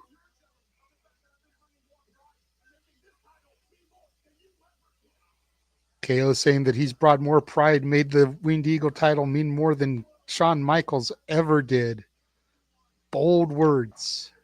That was a low blow, man.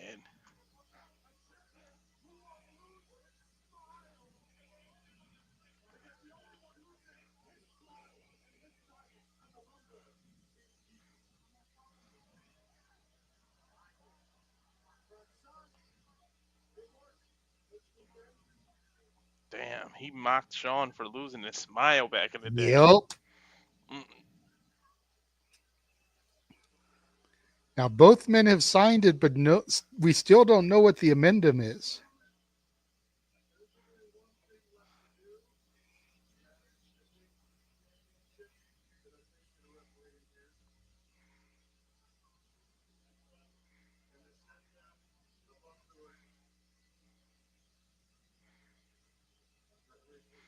Surprised Shawn didn't even bring it up. Referee in the ring to take the titles from KO and Cody, strap them to the mechanism, and ascend them over the ring. They're Wayne literally Eagle gonna. has been asphyxiated. So theoretically, these are gonna hang here for an entire week. Theoretically, but the Rumble isn't even in San Antonio, it's in Indianapolis, so the titles have got to float there over the next 7 days. Right. Both men kissed their proverbial championships before handing it to the referee. Which man kissed it goodbye? That's the question.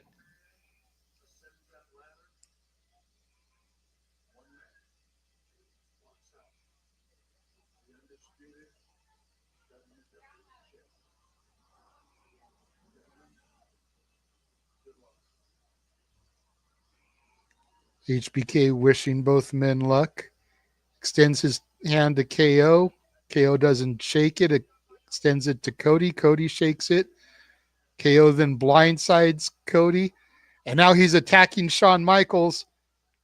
Super kick takes out Kevin Owens. I was gonna say that Cody just had a super kick. And now HBK tuning up the band. Sweet chin music drops Kevin Owens. Ooh. The band's a little rusty, but they can still hit.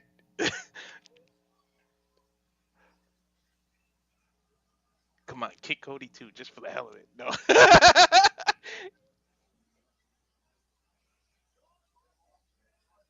But again, we still don't know what the amendum is. I have no idea. Watch us be something stupid, like you can't touch each other over the next week or something.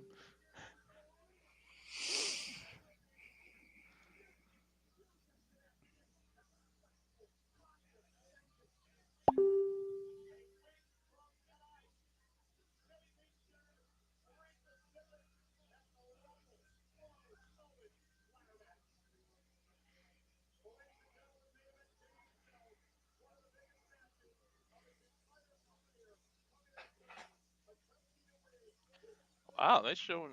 Okay, that can't be next, but they're showing Jey Uso getting prepped, mentally preparing himself for the biggest night of his life.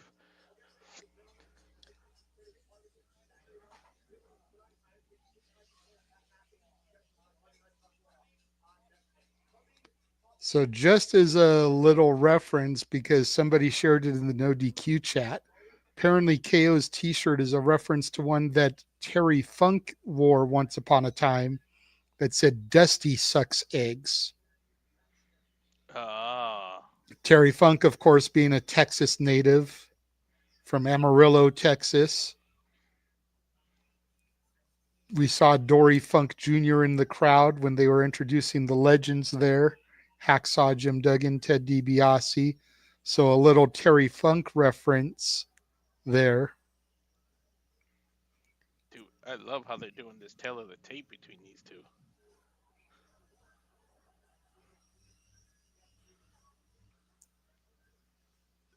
They're giving this a real big fight feel. They have to, man. These are two behemoths. Right? And we don't say that word lightly at all.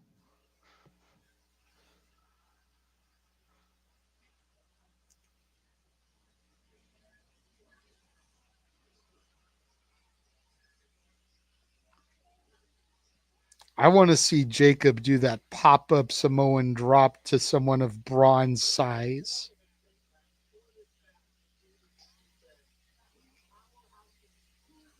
355, 287, 6'8 to 6'2, 22-inch neck for Braun, 20-inch for Jacob Fatu. The fact that he's even that close to Braun, that's crazy. Yep.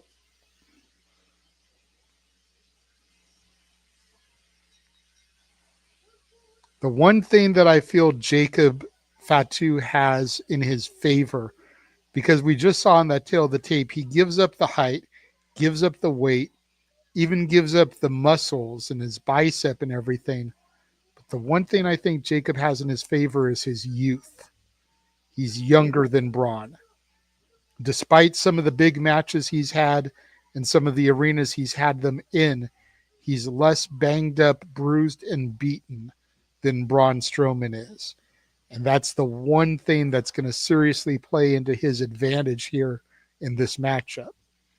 Yeah, I mean, Braun just returning from an injury, so we know he's really beat up.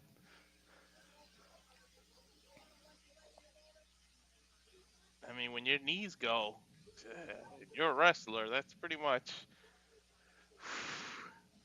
the last straw in your career, to be honest. Once your knees go like that, Braun's had so many surgery on his leg, knee area. That's what's up with a lot of big guys.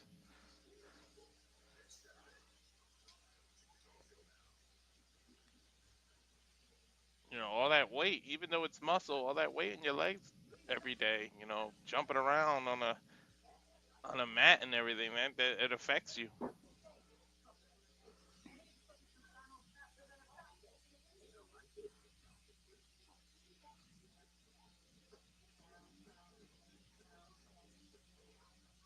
Why am I bopping my head to a damn commercial?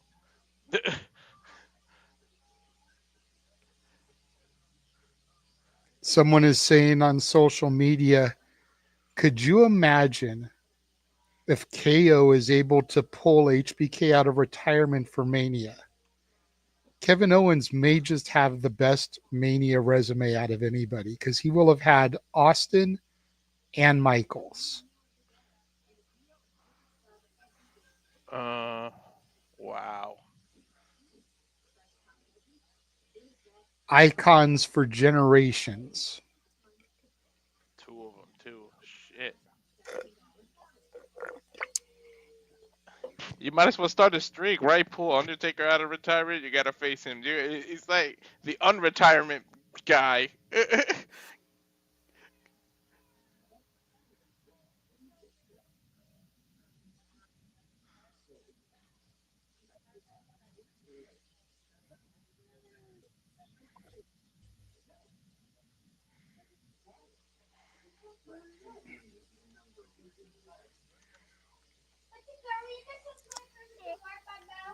And I'm not going to give away a spoiler that I just saw for Collision because we don't want to ruin that for anybody that's going to watch that after this.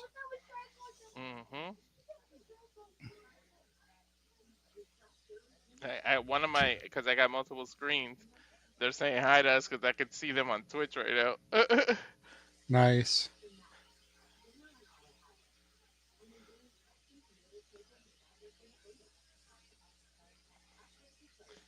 Because Twitch doesn't let you double stream, so it's the AEW one that's there.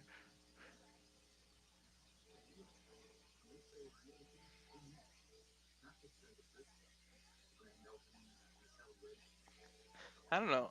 As much as that'd be awesome moment for KLJJ, I don't know if I want to see it, especially after the last time HBK came out of retirement. Even though we don't talk about that, like, stay your butt in NXT and run our program. Yeah, I feel like if Grayson Waller wasn't able to get HBK out with the storyline that he had back in NXT, then KO shouldn't do it on the main roster. Because that cheapens the whole thing that Grayson Waller had going. Mm-hmm. Because the storyline Waller had, it would have warranted him coming out of retirement for, but he resisted. He refused. Mm-hmm. So to do it here, that just, it almost makes NXT seem not as important, and HBK is running NXT. Exactly. So it's like, y'all ain't worthy of me coming out of retirement for, but I'll do it for them. Yeah. Monster of all monsters, Braun Strowman in the ring. One tough son of a bitch. And now here comes Tamatonga, jaw jacking as they begin to make their way to the ring. I like Jacob's Samoan werewolf shirt, man. I want that shirt. Yeah, I'm thinking about getting it. It reminds me of, remember the Shield had that like wolf shirt, or the Mm-hmm. dog, the Hounds of Justice, or whatever it was. Well, what it reminds me of going to the wolf shirt, especially since it's red and black, is the old NWO Wolfpack shirt. And I love Jacob's. I like his promos before he gets to the ring. I love that they do this. Mm-hmm. No more I love you solo, but maybe I don't know. It sounds more badass not saying Jacob. Just say I love you Fatu. Say his last name. Mm-hmm. And I like how Jacob is kind of doing his own play off the Ulafala. Like Mhm. he's not actually wearing the Ulafala because he is not the tribal chief, but he's got the lei around his neck, kind of symbolizing Mhm. a Ulafala of sorts, Mhm. Get off me, telling the kind of crowd. making it his own.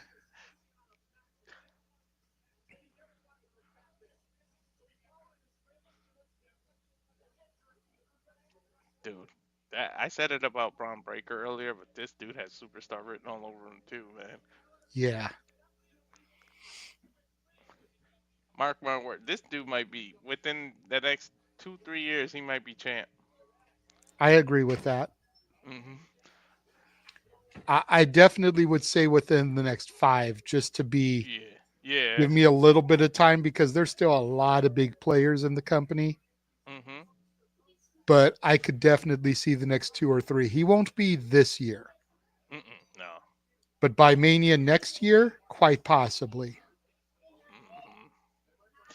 I hope they reinforce this ring, JJ. We'll find out here momentarily as the bell has sounded and both men just staring holes through each other. Collar elbow tie up to start things off. Braun just throws Jacob Fatu.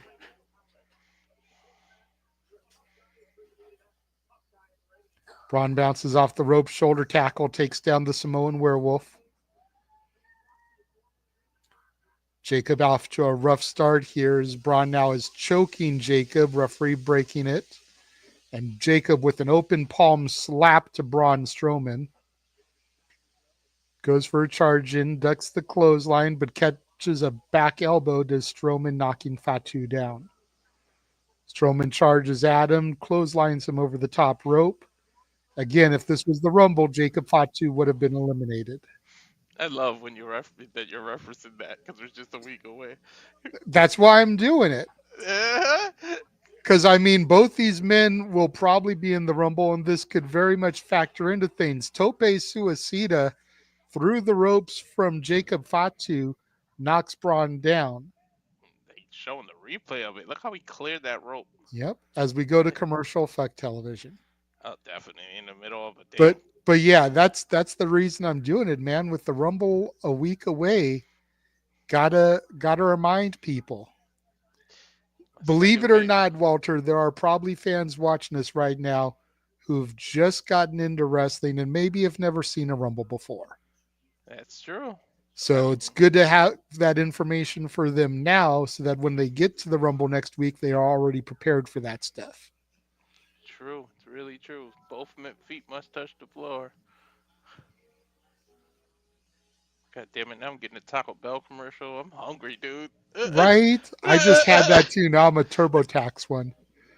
Still smelling the chicken frying.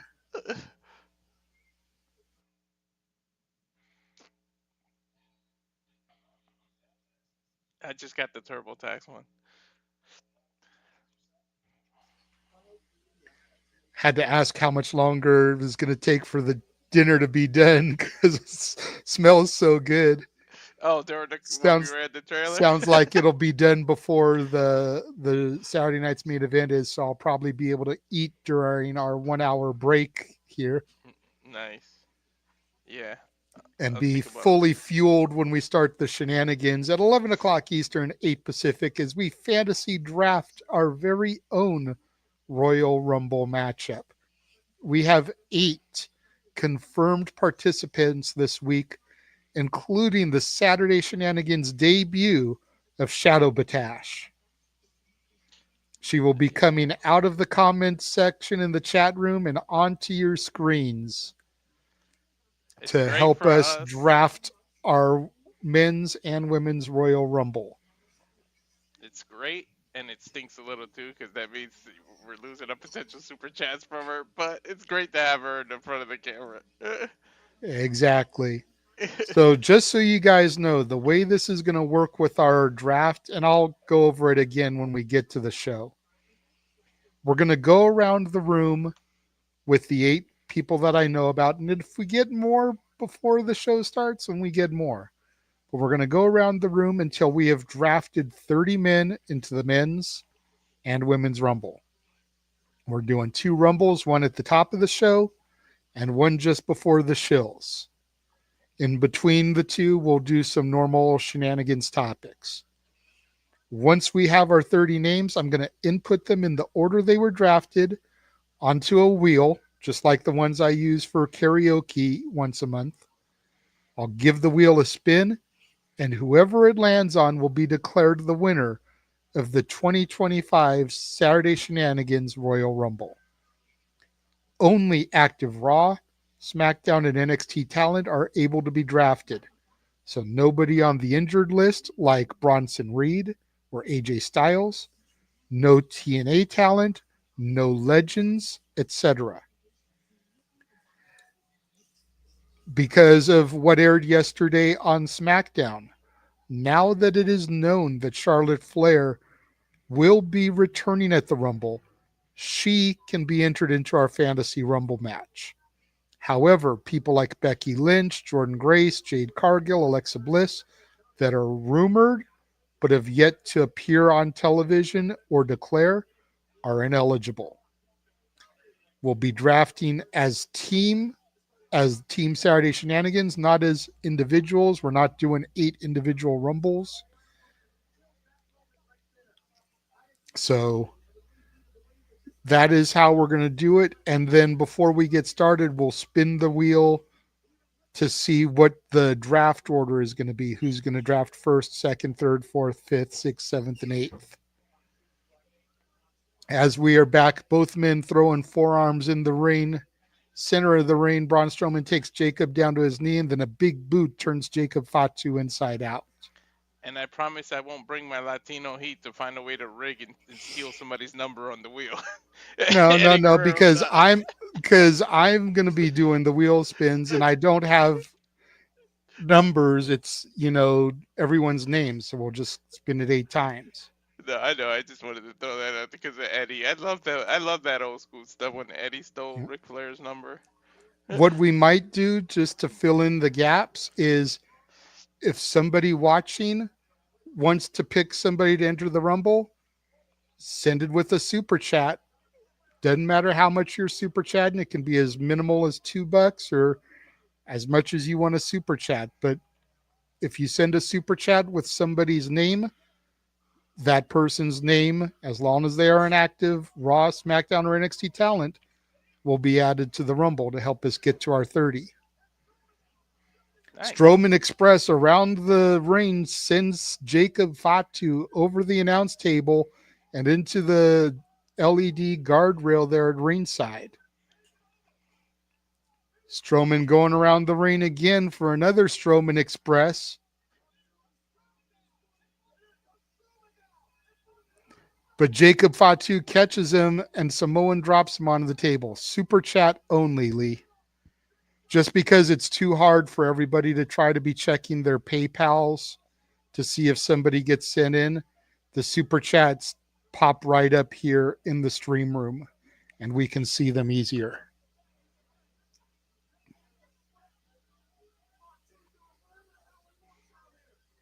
It just makes it a lot easier. I know that means I get the money and other people don't get it, but like I said, it's too difficult for everybody to be trying to check their PayPals to see if money comes through. That would end up having to slow down the proceedings.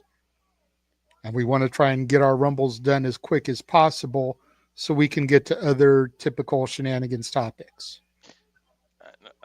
Yeah, today will be some shenanigans. Damn, Fatu, it's just holy shit. Multiple hip attacks, or as the great Rikishi called it, backing that ass up. Mm-hmm.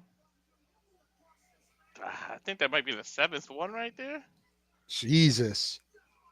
At some point, the referee's got to step in for the well-being of Braun Strowman here.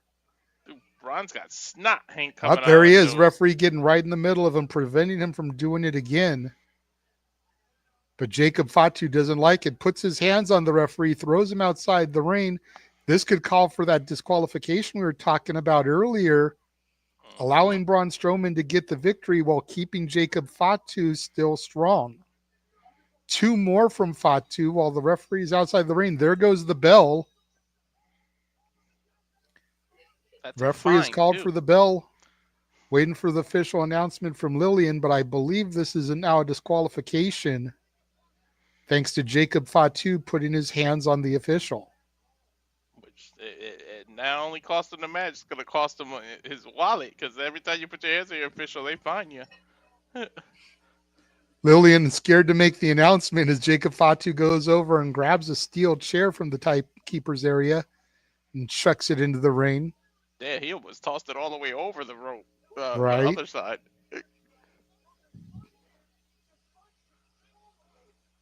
Referee calling for some assistance. It looks like Nick Aldis, some security. Jacob Fatu just throws the chair at one of the security guards, clotheslines the other one. We called it. We knew this is how it was going to end. We knew they weren't going to really. Nick Aldis trying to stop Jacob Fatu. Another security guards getting into the ring there. Got three more security. Davari, Petey Williams, road agents into the match now. Take mental notes, JJ. You never know who's a future star dressing up as a security right now. Oh, I know. How many times have we seen our boy Gino Rivera? Gino told you so as security. Mm-hmm. And he lives in Arizona, New Mexico, so Texas is not that far for a drive for him to be in this type of segment. Mm-hmm. I always love seeing Petey Williams in the ring, man. I miss Petey as a wrestler. Mm-hmm. Fatu, springboard moonsault. Best moonsault ever, Fallen Angel Christopher Daniels style. It's pretty much, this sucks that Reed was hurt, because this is what they were doing with Reed. And now even Tama Tonga is in there trying to back Jacob up like, bruh, let it go for right now. Yeah, enough, man. Because nobody can control this beast. Seriously, you let the Samoan werewolf off of the leash. Again, best moonsault ever. Connects. Braun Strowman is bleeding out the mouth. Nose, mouth, everything. Yeah, that means he's got some internal injuries. And listen, and the crowd is chanting Fatu. The crowd is chanting Fatu, yep. You got it out about a half second before I could. The crowd is into this from Jacob. How can you not be? Be honest. Like, Fatu looks like a beast, a monster, and a superstar right now. But Jacob Fatu getting back into the ring now. Not letting it go. Going for a third moonsault now. Connects. It's just like Bronson Reed when he was doing this stuff and stuff. Didn't you get into it and like Reed more? Like, the crowd even started liking Reed. Mm-hmm.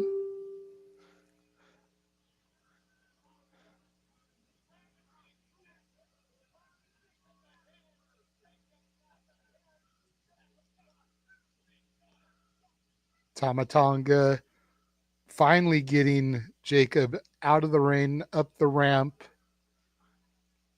patting his werewolf pet on the back there. as we go backstage to the Ring General Gunther, warming up before his title defense against main event Jey Uso, coming up next on Saturday night's main event. Yeet. I'm getting a commercial for the Elimination Chamber, and I cannot Same. wait. I can't wait either, but I'd like to get through the Rumble first. I feel about this commercial like I feel about the holidays. Can we get through this holiday before we start seeing shit for the other one? Yeah. Like, can we get through the Rumble before we start seeing Chamber commercials? Like, I get February is 28 days. It's not a leap year, shortest month of the year. But like, and it's John Cena's last time in Toronto, last Elimination Chamber event. But can we get through the Rumble before we start seeing Chamber commercials? It's true. Can we get through Christmas before I start seeing Valentine's Day and Easter shit? Just saying.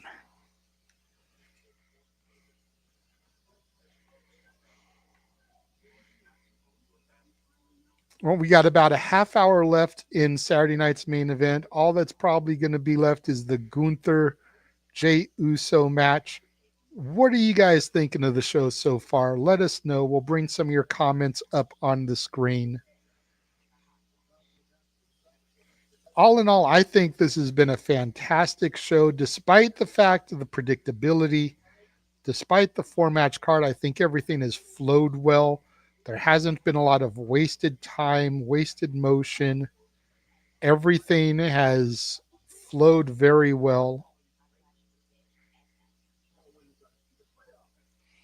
Yeah, Matthew's saying predictable results, but been loving the show overall. Safet says it's a solid show. I see Charles just popped in here. What's going on, Charles? How are Charlie Brown and the gang today?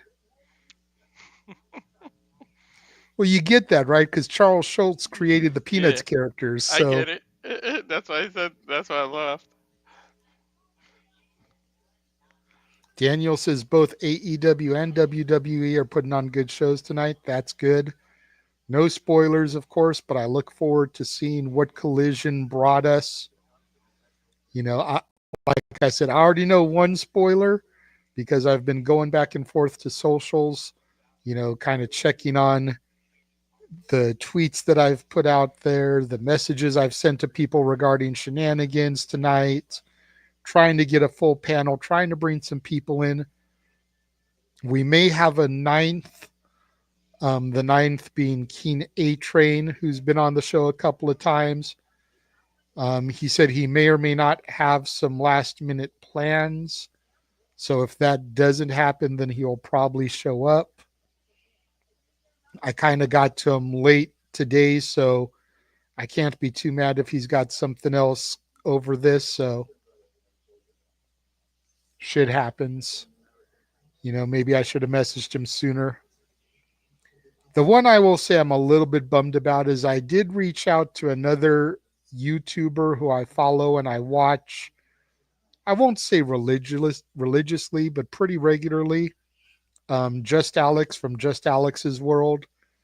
I messaged him, emailed him directly, didn't even get an email reply. A little bit bummed at that. So if any of you guys out there follow Alex's World or Just Alex Central on X, you know, tag me in some tweets to him. Let him know that Saturday Shenanigans is somewhere he ought to be because we would love to collaborate with him at some point this year.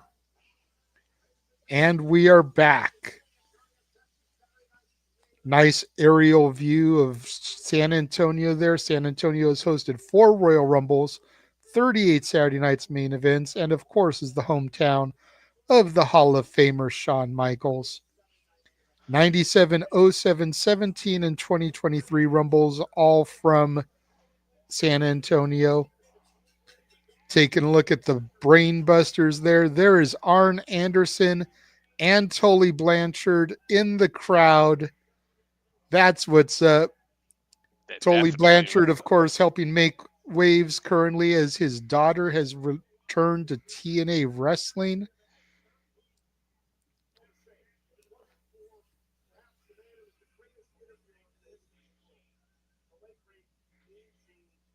talking about Mean Gene Okerlund. They called him the greatest interviewer in the history of this business.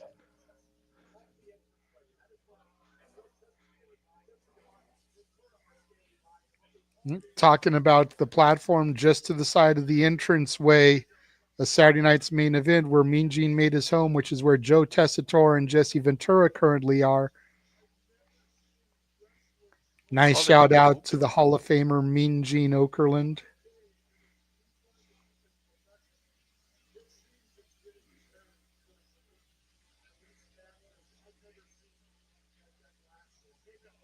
Jesse talking about how personal some of these rivalries are here in WWE and how he's never seen a match as brutal as Strowman and Jacob Fatu was.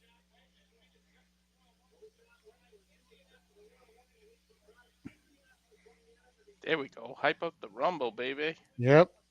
Taking a look at some of the people that have announced themselves for the 30-man Royal Rumble match. Of course, we've got the ladder match for the undisputed WWE Championship. I hope this video gets posted to social so I can rip these graphics for our watch along. Right? Who? Tag I titles will be on the line 2 out of 3 falls. Motor City Machine Guns versus DIY. Kind of stoked for that. And then the Women's Royal Rumble match. We finally got some movement in that match as Liv Morgan, Raquel Rodriguez, Bailey, Nia, Bianca, Charlotte, Naomi all have announced their declarations, their entry into the Rumble. Whatever So happened to many the people there that could be, you know, viable contenders. what happened to the? Remember they used to fight and whoever wins would be number one, whoever loses number 30. What happened to this old school concept? Hey, we've still got Raw and SmackDown before. Maybe we'll get something like that. True. Triple H talking to iShow's Speed, inviting him to the Royal Rumble. So it looks like iShow's Speed will be in the house in Indianapolis. Not in the prime suit. Right? Well, I mean, hell, we already know Logan Paul's going to be there. So hmm he's supposed to make his Raw return this week. Probably going to declare himself for the Rumble. And look, Jey Uso is doing the same thing Jacob Fatu did, except his lay is white. Dude, Jay has been creating memories that fans will never forget because he always finds a little kid that on the stairway Mm-hmm. does like an interaction with him. That kid would never ever forget that day in his life. Yep. San Antonio, Texas, main event Jey Uso is now in your city. And guess where he's at? In the main event. Yep, right? What a Jay has concept! lost his lay there. I Fell think. off while he yeeted. Oh, I didn't know if it fell off or he gave it to a fan. It looked like it fell off. Either it fell off or it was snatched off. And to your point, there's Jey Uso with a young fan as they begin to yeet in the stairwell. A memory that will last a lifetime, man. Yep. You know his older brother's a little jealous. Look at his brother stare at him. Like, God damn Yep. it! Should have been me, man. Right? I knew I should have wear that stuff. Oh my god, As his we brother go to could. commercial here.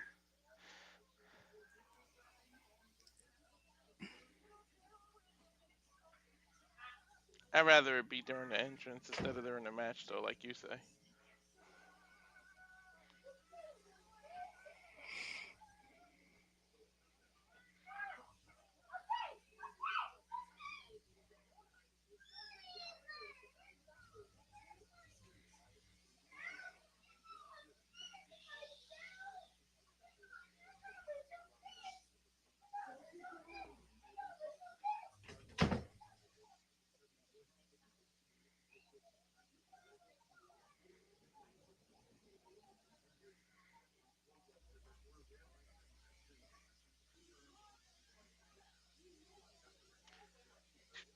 These damn commercials.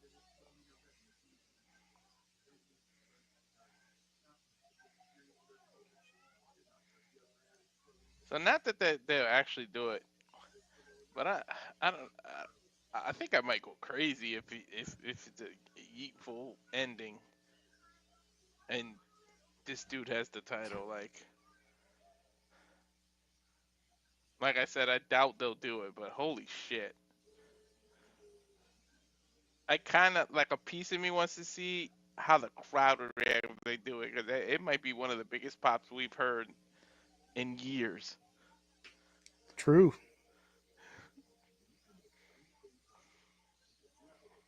Very, very true. I highly doubt it though, to be honest.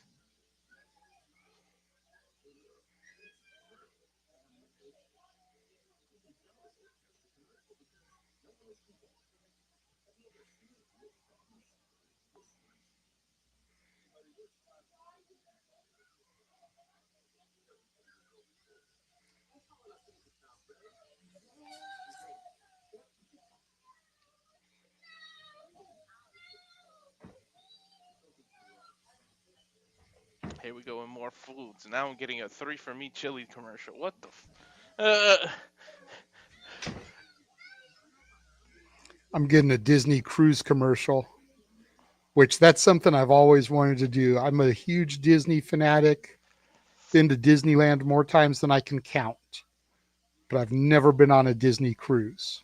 I've never been on a cruise. And most I've Disney cruise take off from Florida, so it would give me an excuse to finally get to Florida and go to Walt Disney World also. Yeah, Go to Florida, do a couple of days at Disney World, leave on the Disney cruise, come back, hit a couple more days at Disney World, and then come back home. I've never been to Disney World or Land anywhere, and I've never been on any cruise period. But it's on the bucket list. Well, once you move out here to California, I'm sure we can probably arrange that considering where our good buddy Jeff Meacham is tonight. So, Mm-hmm. and why he's there. So, That'll be a nice meetup. get to meet for the first time and hang out at Disneyland. Now we're taking a look in Vegas, all decked out for WrestleMania. I wonder if it actually looks like that right now, or if that's just shit they did to get some drone shots. Yeah, I don't Like, is know. it really all that decked out for Mania? I got to ask some of my people that live out there. Because something tells me they just did that to set up some of those drone shots. Yep. But it's possible with Mania being hosted in Vegas and it only being a couple months away that those signs out there do have the superstars, at least in rotation, popping up. Probably not up there full time, but most of those electronic signs have like a little loop Mm-hmm. video that pops different things up. I wouldn't be surprised if they're on that loop. That's true. I wish I could go, but it's looking more. Finances is looking more and more like it can't. I just wish I could go to Stand and Deliver. Yeah. I need to get to an NXT show. As big of a supporter as I am of the NXT brand, I've been to Raw, I've been to SmackDown. I've never been to NXT. I've seen Sunday Night Heats because they Mm-hmm. used to do it with Raw. I've seen what was the one the not Saturday night's main event, but the main event that they used Yeah. to do. I've seen those. Because I've seen WCW, I've seen ECW, never saw WWECW. Thank God. Saw the Me real neither. ECW. I see Lily and she looking good. Yes. It's time for our main event for the World Heavyweight Championship.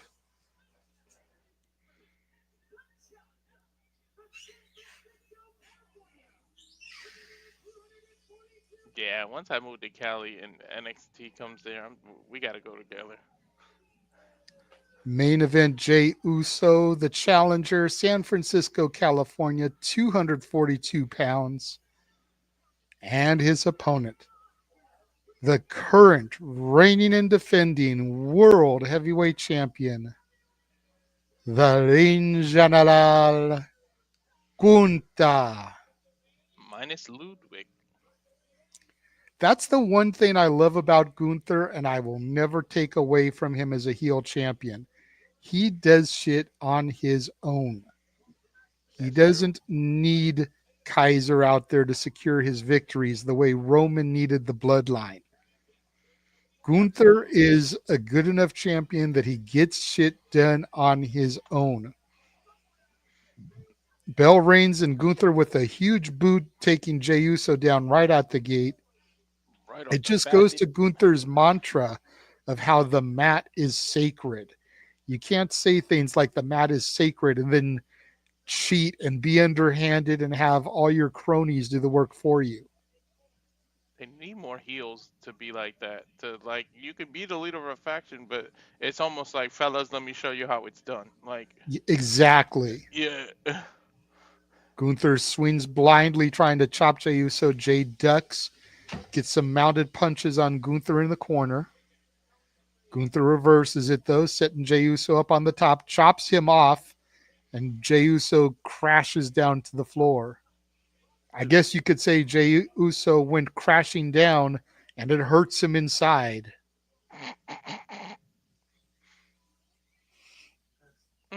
Either that or you could say that Gunther stood right next to the mountain and chopped it down with the edge of his hand. he's a real Either Austrian. way, it's a good Hogan reference. Yeah, he's a real Austrian, JJ. Right? Well, unfortunately, I have received a message here that one of our participants has had to back out for the evening. We will not have Josh Mansfield as part of the festivities. So I need to pull his name. That now brings it down to 7. So again, if people want to super chat entries into our Rumble when we do it, it would be welcomed, as 7 times 4 is 28. So that would give us 4 picks and then 2 designated by the fans if we get 2 super chats.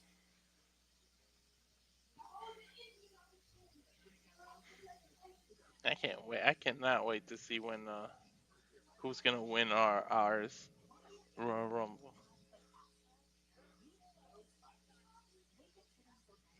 I know it's going to be so random that and it's left to the fate of a wheel.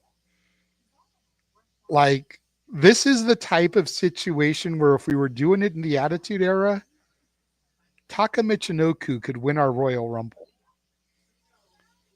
You know, realistically speaking, if he got drafted in, spun the wheel, his name could come up as a viable winner. Because we're not going to spin it 29 times to see who gets eliminated and the last person standing wins. That just would take too long. It would be the most realistic thing to do, but that's going to take too long. But can you imagine But just if it, one spin, anything goes, man. like, could you imagine if the wheel actually predicts the real winner? Like, it just synchronizes it, and that's who actually wins it. Hey, it's always possible. Weirder shit has happened, man. And it's one of the things we're going to get into on Shenanigans tonight. You know, we've mentioned in the past how stacked this year's Rumble can be. I actually went onto Wikipedia and looked at the active rosters for Raw, SmackDown, and NXT only. And I came up with a list of 31 names of people who have held prestigious championships in their careers. Not all of them have been Raw, SmackDown, Universal, WWE World Heavyweight Champion, whatever. Some of them have been TNA Champion. Some of them have been NWA Champion. Some of them have been NXT Champions. But if it is a championship that, in my opinion, since I'm the one that went through and actually looked up each person, if it's a championship that I deem as prestigious, and in order to qualify, I basically made it a championship that we have covered at some point on the Simply Reliable Studios, the multiverse of media with our watch alongs. Then I added their names to the list. Mm. And I came up with 31 names, not even counting Randy Orton, who more than likely will return Mm-hmm. because he hasn't been active ever since he got taken out with that package pile driver, and not counting Brock Lesnar, who very easily could make a surprise return. And I still have 31 names. That doesn't account for surprise legends showing up. That doesn't account for TNA stars showing up. That is just Raw, SmackDown, and NXT. That's So crazy. we're going to take a minute. We're going to go through all those names tonight and just kind of show how stacked this Rumble can be, because you know that all 31 of those names aren't going to be in it. I mean, hell, for starters, one person would automatically be left out because it's only a 30-man Rumble. But Mm-hmm. even if out of the 30, all of them aren't going to be in there because you're going to have those surprises. So it's crazy to think about, but we're going to get into that as part of our conversation as we hype up the road to the Rumble here this week by doing our own Rumble. Back to the match, Gunther with an Irish whip to Jey Uso sends him into the ring quarter and he collapses. Gunther now just brutalizing the body parts of Jey Uso, dissecting main event Jey. Ooh, he whipped him in that corner hard as hell. Yep. Those of you that missed this or tuning in late, Rhea Ripley retained her Women's World Championship against Nia Jax. Braun Breaker retained his Intercontinental Championship against Sheamus. HBK was able to get the contract signed. Braun Strowman defeated Jacob Fatu via disqualification because Jacob put his hands on the referee when the referee tried to intervene. And that brings us here to the main event as Jey Uso tries to stand up with the weight of Gunther on his shoulders, probably looking for a Samoan drop, but Gunther able to wiggle out of it, and both men trading chops, forearm shots. There's a European uppercut from Gunther and an upper hand from Jey Uso. Jey Uso ducks the clothesline and hits the Samoan drop onto Gunther. Both men down. Critical moment from Jey Uso, but Jey Uso cannot let Gunther get back to his feet. He's got to capitalize and stay on top of the ring general. He barely hit that Samoan drop too. Like he struggled to get him up there. He's hurt. You can see it. Jey Uso back to his feet, but he's taken too long playing to the crowd. Shotgun drop kick from Gunther takes down main event Jey. Gunther setting him up, hooks him up for the power bomb, drops him, high stack, gets the one, gets the two. Jey Uso kicks out at 2.5. And we've seen him beat plenty of people with that damn power bomb. So that Yep. says something about Jey to kick out. I'd love to see him do it the way I think it was Kurt Angle used to do it, how he'd power bomb them, then lift them back up and do it again. Mm-hmm. I think Gunther's just got that strength, that raw animalistic power that he could do that to people. Yeah, I remember Lesnar used to do it when he first came out too. That was like 02 Lesnar. Oh God, poor Spike. I remember him doing that to Spike Dudley. Poor guy. Yeah, but Spike's like 150 pounds, though. It's like, it's not nothing. Yeah, but the way he did poor Spike, the way he landed. Angle was doing it during his Perk Angle days. Mm-hmm. And now Gunther with the boot to the throat of Jey Uso, choking him out. Referee trying to get the action back into the ring here. Don't want this match to go to disqualification the way the last match did. As we go to commercial break yet again, fuck television. Come on, don't give us 3 commercial breaks. But now we go to a John Cena McDonald's commercial. So, it's food and it's John Cena. damn well John Cena does not put that kind of shit in his body. Hey, but you know what? Cody Rhodes told a story about Cena and Cody stopping at a McDonald's after a show Hmm. and how they wanted McFlurry and they tried to tell him that the machine was broken and Cena gave him like $100 and all of a sudden the McFlurries were made. Hmm. So it just kind of shows that maybe Cena does like a little McDonald's every now and again. You got to Oh, figure after shows, there's not a whole lot open except the junk foods. I love that they did the "can't see me" fade thing. That's funny. Hmm.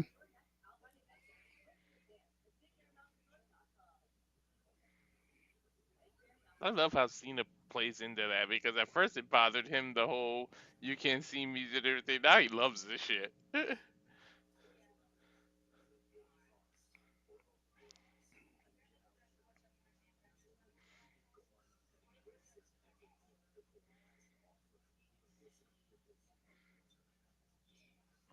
Okay, enough with the. I've seen the Progressive commercial like 20 times. Enough of this shit. Is it the passive progressive one? Uh, the one, no, the one where she keeps being like in her room and in this lady's bathtub and everything. She just Oh, keeps okay. popping up. No, the one I've been seeing a lot is the passive progressive chick where she's like kind of hating on people for saving money. Girl Yeah, it's comes up to hilarious. the booth for raffle tickets and she's like, I figured you'd want the whole roll because you saved so much. And the girl's like, just give me two. Mm-hmm.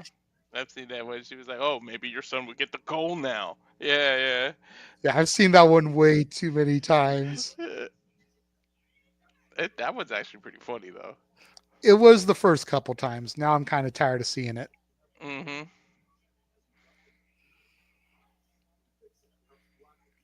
Tired of seeing Ozempic commercials too. Jeez.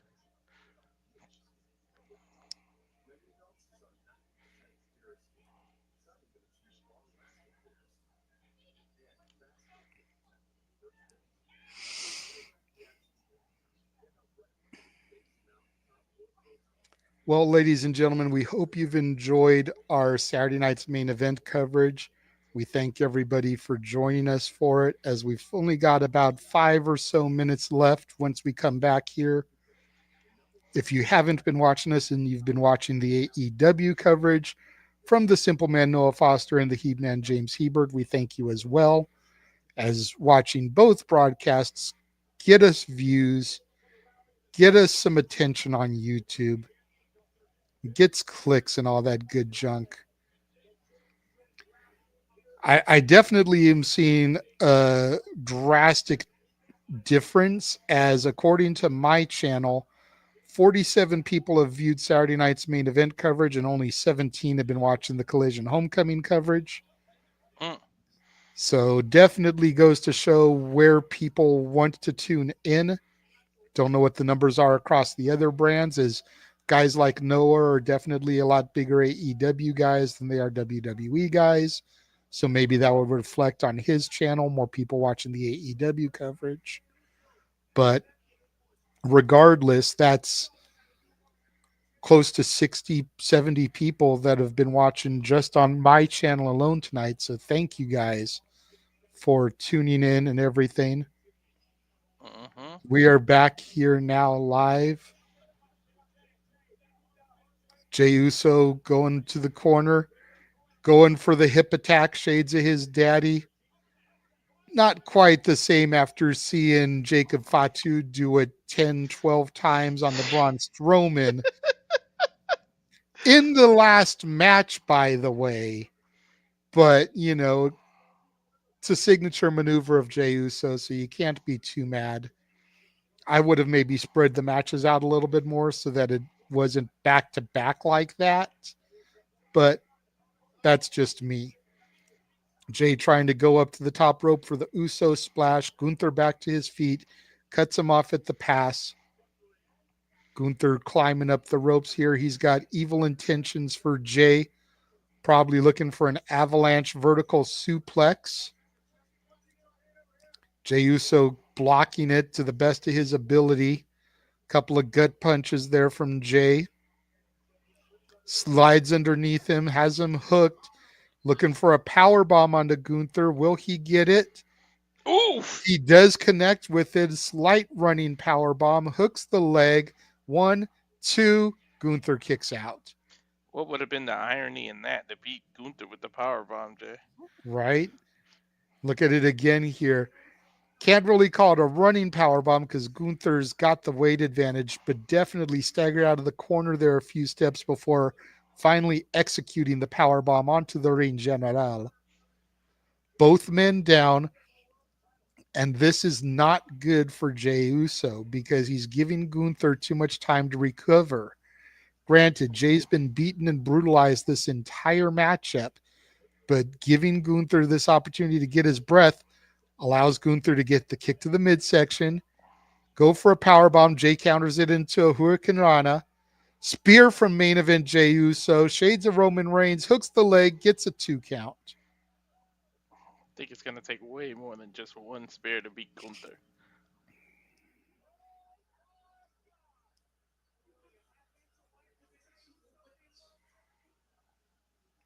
I think Jay's going to start calling for the super kick here. Connects with a super kick, just like I thought. In San Antonio. Spear again. And now he's setting Gunther up. Jey Uso climbing up for the Uso splash here. Uso flies, connects, hooks the leg. 1, 2, no. That would have been the opportunity to do it. You know Jey Uso is losing now. Mm-hmm. If it was going to happen, it would have happened right there. Super kick, spear, Uso splash, 2 3/4. Look at it again. The air he got on that splash. Picture perfect. I'm laughing because my wife watches it. When she says stuff, she always goes, "What happens if he farted right there?" I'm like, "Yo, only you would think of that shit." Jey Uso setting up, goes for another spear. Gunther turns it into a power bomb, rolls him through, hits another one. High stack. 1, 2, 3. That's it. It's almost what you said about the double power bomb, but he rolled through it. Yeah, he didn't grab the hands and do it a second time. There was enough of a break there. But your winner and still World Heavyweight Champion, the Ring General, Gunther. There was some oomph in that power bomb. I can tell you that much, though. But I think Gunther realizes that he underestimated Jey Uso. Jey Uso definitely brought the fight to Gunther here tonight. Mm-hmm. Yeah, he definitely took him lightweight. I can't wait to see who Gunther's like Royal Rumble or WrestleMania opponent is gonna be. Well, obviously, he doesn't have a match at Rumble, but yeah, the 4 matches we've got are more than likely going to be all we get. If we get something else, it'll be added on Raw. Maybe an IC title match. Maybe Rhea defending her title, even though she just defended it here tonight. Maybe Tiffany will defend her title. But I don't see them really adding anything more. You figure the Rumbles are going to be about an hour apiece. That's 2 hours. 2 out of 3 falls is easily going to go close to 30 minutes. That's 2.5 hours. The ladder match is going to be close to a 30-minute match. That's 3 hours right there just off of those 4 matches. And that doesn't even account to WWE superstar packages and advertisements and all that shit, you know? Mm-hmm. So I know Gunther's gonna have to really pay attention to the Elimination Chamber because I got the feeling whoever wins that is gonna go after Gunther. I agree. Mm-mm. Well, before we sign off, why don't we hit them one more time with our watch long trailer, and then we'll come back, say our thank yous, promote what'll be coming up at the top of the hour, and get out of here. Sure. Sounds like a plan. And now for a taste of things to come.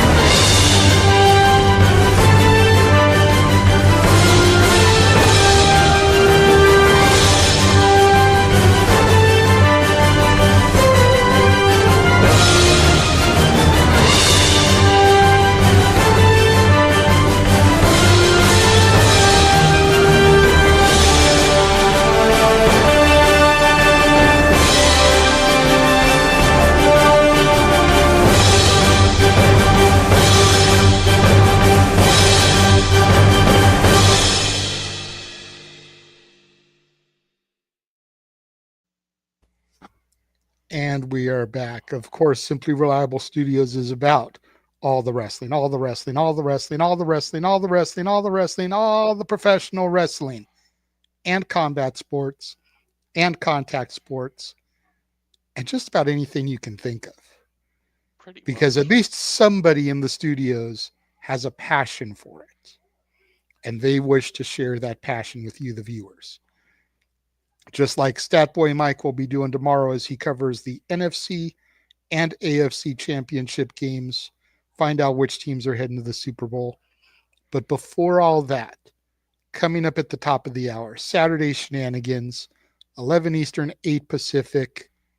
Walter, myself, the Simple Man Noah Foster, the He-Man James Hebert, DJ from Rock and Ropes, Ryan, Shadow Batash, possibly Keen A Train, and who knows who else will pop in over the course of the night, drafting our very own Fantasy Royal Rumble. Again, that'll be the first thing we do, and we'll do the second one just before the shows, before we get out of there for the shenanigans. Make sure you guys tune in for that. I'm not going to waste time showing where you can find us here because I want to give us as much break time as we can. Plus, we do all those shows on the shenanigans anyway. Mm-hmm. But we want to thank everybody that watched this presentation of Saturday night's main event for Mr. Reliable Walter Cruz. I am the Renegade of Wrestling, JJ Williams. Thanking you all for tuning in this evening, and we will see you all at the top of the hour for Saturday Shenanigans.